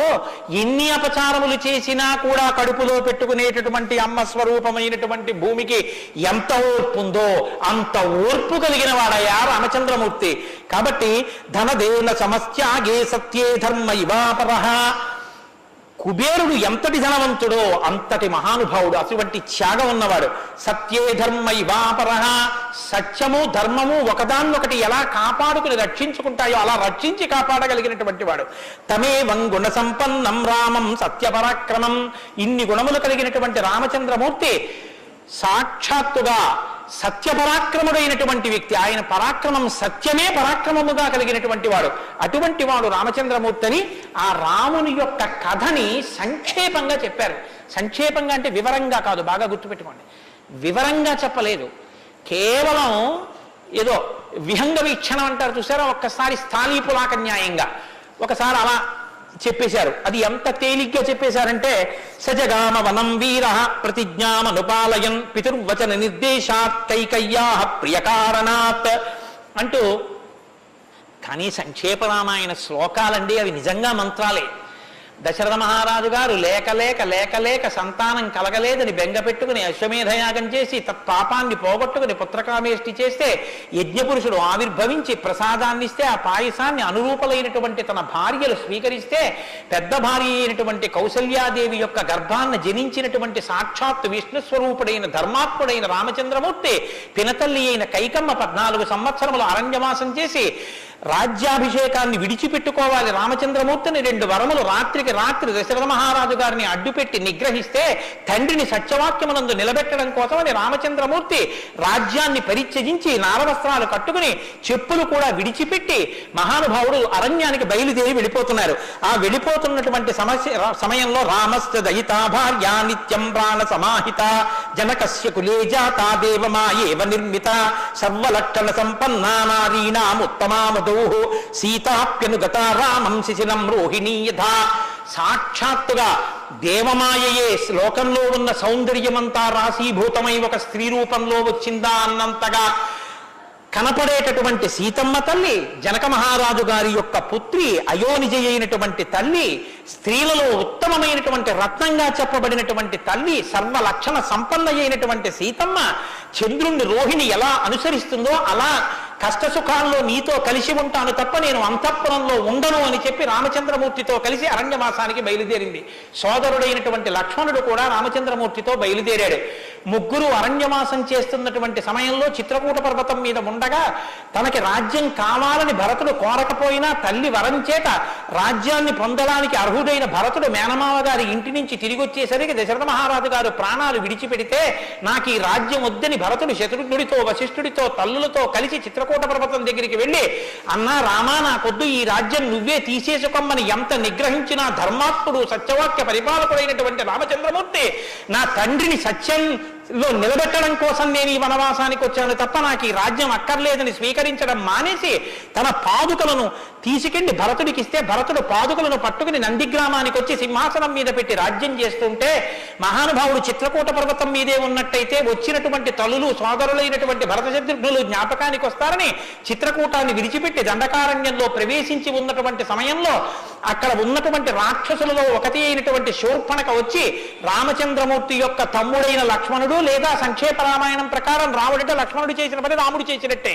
అందుకని రాముడి చేత ముకుచెవులు కోయబడితే ఆ శూర్పణఖ చేత ప్రేరేపింపబడిన ఖరదూషణాదులు త్రిశిరస్సు అనేటటువంటి 14,000 మంది రాక్షసులు రాముడి మీద దండెత్తి వస్తే తృణప్రాయంగా 14,000 మందిని నిగ్రహించినటువంటి రామచంద్రమూర్తి యొక్క పరాక్రమాన్ని శూర్పణఖ వల్ల తెలుసుకున్నటువంటి రావణాసురుడు అసూయతో సీతమ్మ తల్లి మీద మోహంతో సీతమ్మ తల్లిని అపహరించి తీసుకుని వెళ్ళిపోతే ఆగ్రహించినటువంటి రామచంద్రమూర్తి శబరిని దర్శనం చేసి తర్వాతి కాలంలో సుగ్రీవుడితో స్నేహం చేసి వారిని నిగ్రహించి దశ దిశలకి వానరుల్ని పంపిస్తే దక్షిణ దిక్కుకు వెళ్ళినటువంటి హనుమ సీతమ్మ తల్లి యొక్క జాడ కనిపెట్టి 100 యోజనముల సముద్రాన్ని దాటి ఈవలి ఒడ్డుకు వచ్చి రామచంద్రమూర్తికి సీతమ్మ క్షేమవార్త చెప్తే రామచంద్రమూర్తి నీలుని యొక్క సహకారంతో సముద్రానికి సేతువు కట్టి సముద్రాన్ని దాటి ఆవలి ఒడ్డుకు వెళ్లి లంకారాజ్యంలో వానర సహకారంతో రావణ కుంభకర్ణాది వీరులను నిగ్రహించి తిరిగి మళ్ళీ అయోధ్య పట్టణానికి వచ్చి పట్టాభిషిక్తుడై 11,000 సంవత్సరములు ఈ రాజ్యాన్ని పరిపాలన చేసి రామరాజ్యం ఇలా ఉంటుంది అని చెప్పి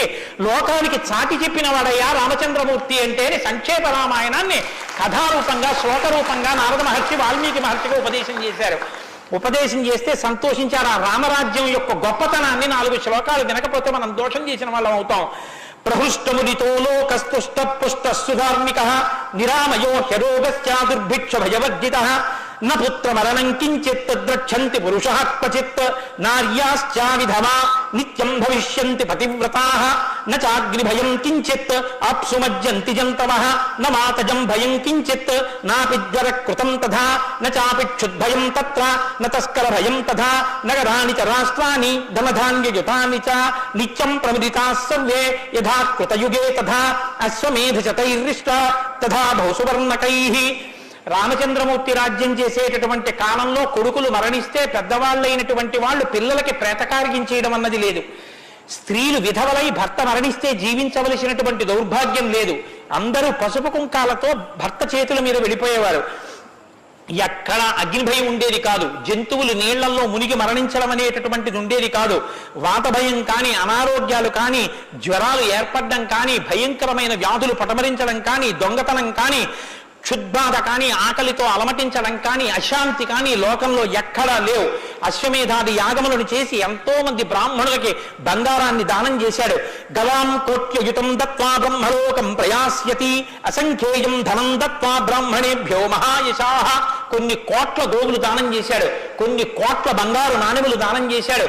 దశవర్ష సహస్రాణి దశవర్ష శతాని చ రామో రాజ్యముపాసిత్వా బ్రహ్మలోకం గమిష్యతి. రామో రాజ్యం ఉపాసిత్వ, రాజ్యాన్ని ఉపాసన చేశాడు మహానుభావుడు. అంత గొప్ప పరిపాలన చేసి 11,000 సంవత్సరముల పరిపాలన తర్వాత బ్రహ్మలోకాన్ని చేరుకున్నాడు. ఇదం పవిత్రం పాపఘ్నం పుణ్యం వేదైశ్చ సంహితం. ఈ రామాయణ కథ ఉన్నదే, ఈ రామాయణ కథ పాపములన్నిటినీ పోగొడుతుంది. ఇది వేదములతో సమానమైనది. యప్పటే రామచరితం సర్వపాపై ప్రముచ్యతే. ఎవరు ఈ రామ కథని వింటున్నారో వాళ్ళకి సర్వ పాపములు తొలగిపోతాయి. సత్యం సత్యం పునఃసత్యం, ఇందులో అనుమానమేమీ లేదు. ఏతదాఖ్యానమాజుష్యం పఠన్ రామాయణం నరః. ఎవరు ఈ రామాయణాన్ని చదువుకుంటున్నారో వింటున్నారో వాళ్ళకి ఆయుష్యం నిలబడుతుంది, అపమృత్యు దోషం తొలగిపోతుంది. సపుత్ర పౌత్ర సగణః ప్రేత్య స్వర్గే మహీయతే. పుత్రుల్ని, కొడుకుల్ని, మనవల్ని చూసిన తర్వాత 3 తరాలు చూసిన తర్వాత సంతోషంతో సుఖశాంతులతో ఇహమనందు జీవించి ఆఖర తేలికగా శరీరం నుంచి ప్రాణం విడిపోయి జీవుడు సంతోషంగా భగవన్నామని చెప్తూ స్వర్గలోకాన్ని చేరుకుంటాడు. ఇంతటి గొప్ప అనుభూతిని, ఐశ్వర్యాన్ని అనుగ్రహించగలిగినటువంటి శక్తి కలిగినటువంటిది రామాయణం. కాబట్టి ఎల్లరూ ఈ రామాయణాన్ని చదువుకోవాలి, వినాలి, ధరించాలి అని నారద మహర్షి వాల్మీకి మహర్షికి చెప్తే తదేక ధ్యానంతో ఆ మాలామంత్రంగా వినపడిన సంక్షేప రామాయణాన్ని విని పొంగిపోయిన హృదయంతో తన్మయత్వంతో ఉన్నటువంటి వాల్మీకి మహర్షి యొక్క స్థితి దగ్గర ఇవాల్టి ఉపన్యాసాన్ని పూర్తి చేస్తున్నారు. రేపటి రోజున అసలు ఎలా ఆవిర్భవించిందో, తన్మయత్వంలో ఉన్న వాల్మీకి మహర్షి ఎలా బయలుదేరారో, రామాయణం ఎలా వచ్చిందో, ఏం జరిగిందో ఆ విషయాన్ని మీకు మనవి చేసి రామాయణ కథా ప్రారంభం చేసే అనుగ్రహాన్ని రామచంద్ర ప్రభు నాకు కృపచేయుగాక. రేపు ఖచ్చితంగా 6:30 కథా ప్రారంభం అయిపోతుంది. లేకపోతే 7 రోజుల్లో బాలకాండ పూర్తి కాదు. కాబట్టి మంగళాశాసనపరై మదాచార్య పురోగమై సర్వైశ్చ పూర్వైరాచార్యై సత్కృతాయాస్తు మంగళం. మంగళం కోసలేంద్రాయ మహనీయ గుణాత్మనే చక్రవర్తి తనూజాయ సర్వభౌమాయ మంగళం. ఉమాకాంతాయ కాంతాయ కామితార్థప్రదాయినే శ్రీగిరీశాయ దేవాయ మలినాథాయ మంగళం. కరచరణకృతం వా కర్మవాక్కాయజం వా శ్రవణమైనజం వా మానసం వా అపరాధం విహితం వా సర్వమేత్తక్షమస్వా శివ శివ కరుణాబ్ధే శ్రీ మహాదేవ శంభో. సర్వం శ్రీ ఉమామహేశ్వర పరబ్రహ్మార్పణమస్తు. స్వస్తి. శ్రీరామాయణం వినడం ఒక మహద్భాగ్యం. నన్ను నమ్మండి, నేను చెప్తున్నానని నేను చెప్పట్లేదు. జీవితంలో రామాయణం వినడం అనేటటువంటిది కొన్ని కోట్ల కోట్ల కోట్ల జన్మల తర్వాత లభించేటటువంటి అదృష్టం. అందున సంపూర్ణ రామాయణం బాలకాండ నుంచి పట్టాభిషేకం వరకు ఏకబిగిన మండల కాలం రామాయణం వినడం అనేటటువంటిది సంభవం అయ్యేటటువంటి విషయం కాదు. అది కేవలం పూర్వపుణ్యం, రామానుగ్రహం ఉంటేనే సాధ్యమయ్యేటటువంటి విషయం. అటువంటి రామ కథ విన్న తర్వాత మనం కేవలం లేచి వెళ్ళిపోవడం వల్ల ప్రయోజనం కన్నా రామనామాన్ని చెప్పి వెడితే చాలా బాగుంటుంది. రామనామం కేవలం రామ అనడం కన్నా పెద్దలు మనకు ఒక మార్గాన్ని ఇచ్చారు. రామ రామ రామ అని 3 మాటలంటే ఆ రోజున వాళ్ళు విష్ణు సహస్రం చెప్పిన ఫలితం. అది ఇంట్లో అంటేనే అంత ఫలితం ఇస్తే ఒక దేవాలయ ప్రాంగణంలో, అది జగద్గురు పీఠ ప్రాంగణంలో ఎంత శక్తివంతం ఆలోచించండి. అందుకే రామ రామ రామ 1000 ఎలా అవుతుందని మీకు అనుమానం ఉండొచ్చు. అక్షరాలని అంకెల్లోకి మార్చే సంప్రదాయం ఉంది. రా 2 మా 5. రామ రామ రామ అంటే 2 5 2 × 5 × 2 × 5 × 2 × 5 2 5 10 10 2 20 25 100 100 200 205 1000 సహస్రనామ తత్తుల్యం రామనామ వరాననే. కాబట్టి శ్రీరామ రామ రామ అంటే విష్ణు సహస్రం చెప్పి వెళ్ళిపోయినట్టు. కాబట్టి నేను మకుటం అంటూ ఉంటాను, మకుటం మీరందరూ, కానీ నేను దానికి వివరణం ఒకటి అంటూ ఉంటాను. మీరు మీ అందరూ కూడా చక్కగాను రామనామము రామనామము రమ్యమైనది రామనామము అని మీరంటారు. ఉండండి, మీ త్వర చాలా గొప్పది. అలా అంటే రామనామము రామనామము రమ్యమైనది రామనామము అలా అన్నప్పుడు 3 మాటలు రామ రామ రామ అంటారు. మీరు ఎన్ని మాటలు అన్నారో అన్ని మాటలు విష్ణు సహస్రం చెప్పింది. పైగా మీరు ఒకటి గుర్తు పెట్టుకోండి, నేను పూర్తి విశ్వాసంతో చెప్తున్నాను. వ్యక్తిగత అనుభవాలు వేదికల మీద చెప్పడం నాకు ఇష్టం ఉండదు. శ్రీరామాయణం జరగడానికి అందరికన్నా ముందే స్వామి హనుమ వస్తారు. అందుకే రామాయణం చెప్పేటప్పుడు హనుమ కోసం ఒక ఆసనం వేస్తారు. ప్రచ్ఛన్న రూపంలో వచ్చి కూర్చుంటారు. అదిగో ఆ ఆసనం అదే. రామచంద్రమూర్తి పాదాల దగ్గర ఖాళీగా ఉంచిన ఆసనం ఎవరికంటే హనుమ కొరకు. దాని మీద వారు కూర్చుంటారు. అందుకే పుష్పాలంకారంతో శోభింపచేస్తారు. ఆయనకి ఆ పూలహారం వేశాను. రామనామం చెప్తుంటే ఆయన ఇలా చూస్తూ ఎవరా రామనామం చెప్తున్నారో పొంగిపోతారట. రాముడు హనుమ ప్రీతి పొందేస్తారు. ఎంత అసలు సీతమ్మ పరవశించిపోతుంది. నేను మీకు ఇప్పుడే చెప్పాను, వాక్కు ఉన్నది ఒక్క మనుష్య జన్మకి. అది మన భాగ్య విశేషం చెప్పగలగడం. రోజు అలాని మీతో నేనేం గంట సేపు చెప్పించను. ఒక్క 11 పర్యాయాలు అందులో నాకు ఏది అనిపించాలనిపిస్తే అవి అనిపిస్తూ ఉంటాను. నేను వివరణతో కూడిన మాట అంటాను, మీరు రామనామము రామనామము రమ్యమైనది రామనామము. నేను గొప్పకి చెప్పట్లేదు, మీతో మాట మనవి చేస్తా. నేను అయ్యప్ప స్వామి దేవాలయంలో సంపూర్ణ రామాయణ ప్రవచనం చేసిన రోజుల్లో ఇది అనిపించేవాళ్ళం. రామాయణం అయిపోయిన తర్వాత రామాయణం సీడీలు ప్రపంచవ్యాప్తంగా అన్ని దేశాలకి వెళ్ళాయి. అయితే అమెరికా నుంచి నాకు ఫోన్లు వచ్చాయి, గురుగారు ఒక్కసారి వినండి అని. వాళ్ళు ప్రతిరోజు రామాయణం వినేటప్పుడు ఖాళీ కుర్చీ వేసి టేప్ రికార్డర్ పెట్టి 6:25 అవుతుంటే కోటేశ్వరరావు ఉపన్యాసానికి వస్తున్నారని భావన చేసుకుని వాళ్ళు టేప్ రికార్డర్ ఆన్ చేసి ఉపన్యాసం వినేసి నేను చెప్తుంటే వాళ్ళు రామనామం చెప్తూ అమెరికాలో వాళ్ళందరూ కలిసి పట్టాభిషేకానికి ఊరేగింపుగా ఉపన్యాసంలో ఎలా చెప్పానో అలా వెళ్ళి పట్టాభిషేకం చేస్తూ వాళ్ళు ఫోన్లో నాకు వినిపించారు. ఎందుకని అంటే నేను సముద్రం దాటి రాను అన్నాను. అందుకని నేను వెళ్ళలేదు పాపం చూడ్డానికి. కానీ ప్రపంచంలో ఎన్ని దేశాలలోనో అలా చెప్పుకొని ఎన్ని కోట్ల రామనామం జరిగిందో, ఎన్ని చోట్ల పట్టాభిషేకాలు జరిగాయో. మళ్ళీ ఆనాడు సంపూర్ణ రామాయణం చెప్పించాడు రామచంద్ర ప్రభు. ఈనాడు మళ్ళీ గుంటూరు శారదాపీఠంలో చెప్పగలుగుతున్నాం. కాబట్టి మీ అందరూ కూడా చక్కగా భక్తి శ్రద్ధలతో చెప్పండి. ఒక సంప్రదాయానికి దీన్ని ఆవిష్కరిస్తున్నాం. ఇవాళ మీ అందరికీ కూడా దీన్ని బహుమానం చేస్తారు. మీ అందరూ కూడా చక్కగా ప్రతిరోజు దీన్ని తీసుకొచ్చి రోజు ఇందులోంచి నామాలు చదువుకోవచ్చు, మీ ఇంటి దగ్గర కూడా చదువుకోవచ్చు. ఇవాళ మాత్రం నేను చెప్పింది మకుటం చెప్పండి. ఏమండి అందరికి ఇస్తాం. సంతోషం.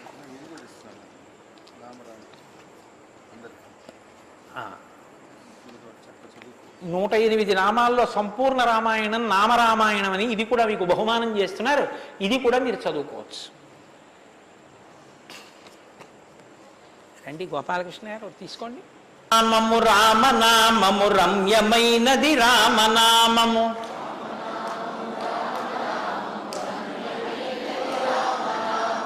దారి నుండి గనడచు వారికి తోడు నీడే రామనామము రామనామము రామనామము రమ్యమైనది రామనామము నారదాది మహామునీంద్రులు నమ్మినది శ్రీరామనామము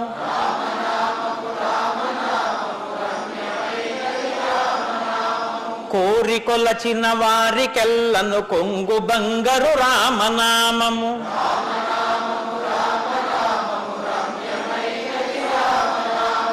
అండపిండ బ్రహ్మాండములకు ఆధారమైనది రామనామము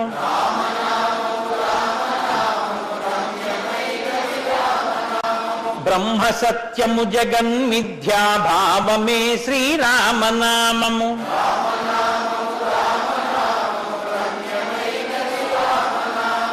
ఆంజనేయుని వంటి భక్తులకా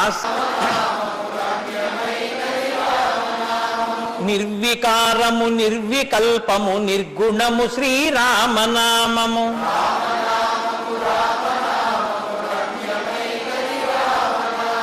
జీవితంబున నిత్య జపముగ చేయవలె శ్రీరామనామము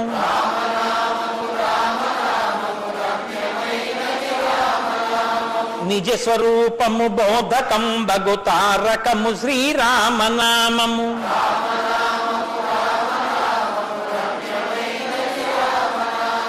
వేదవాక్య ప్రమాణములచే అలరుచున్నది శ్రీరామనామము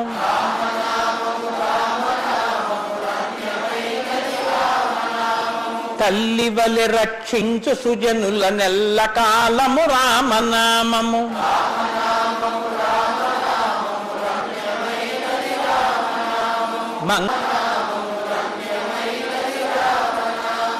స్వస్తి. రేపు 6:30 తిరిగి ప్రవచనాన్ని ప్రారంభం చేద్దాం.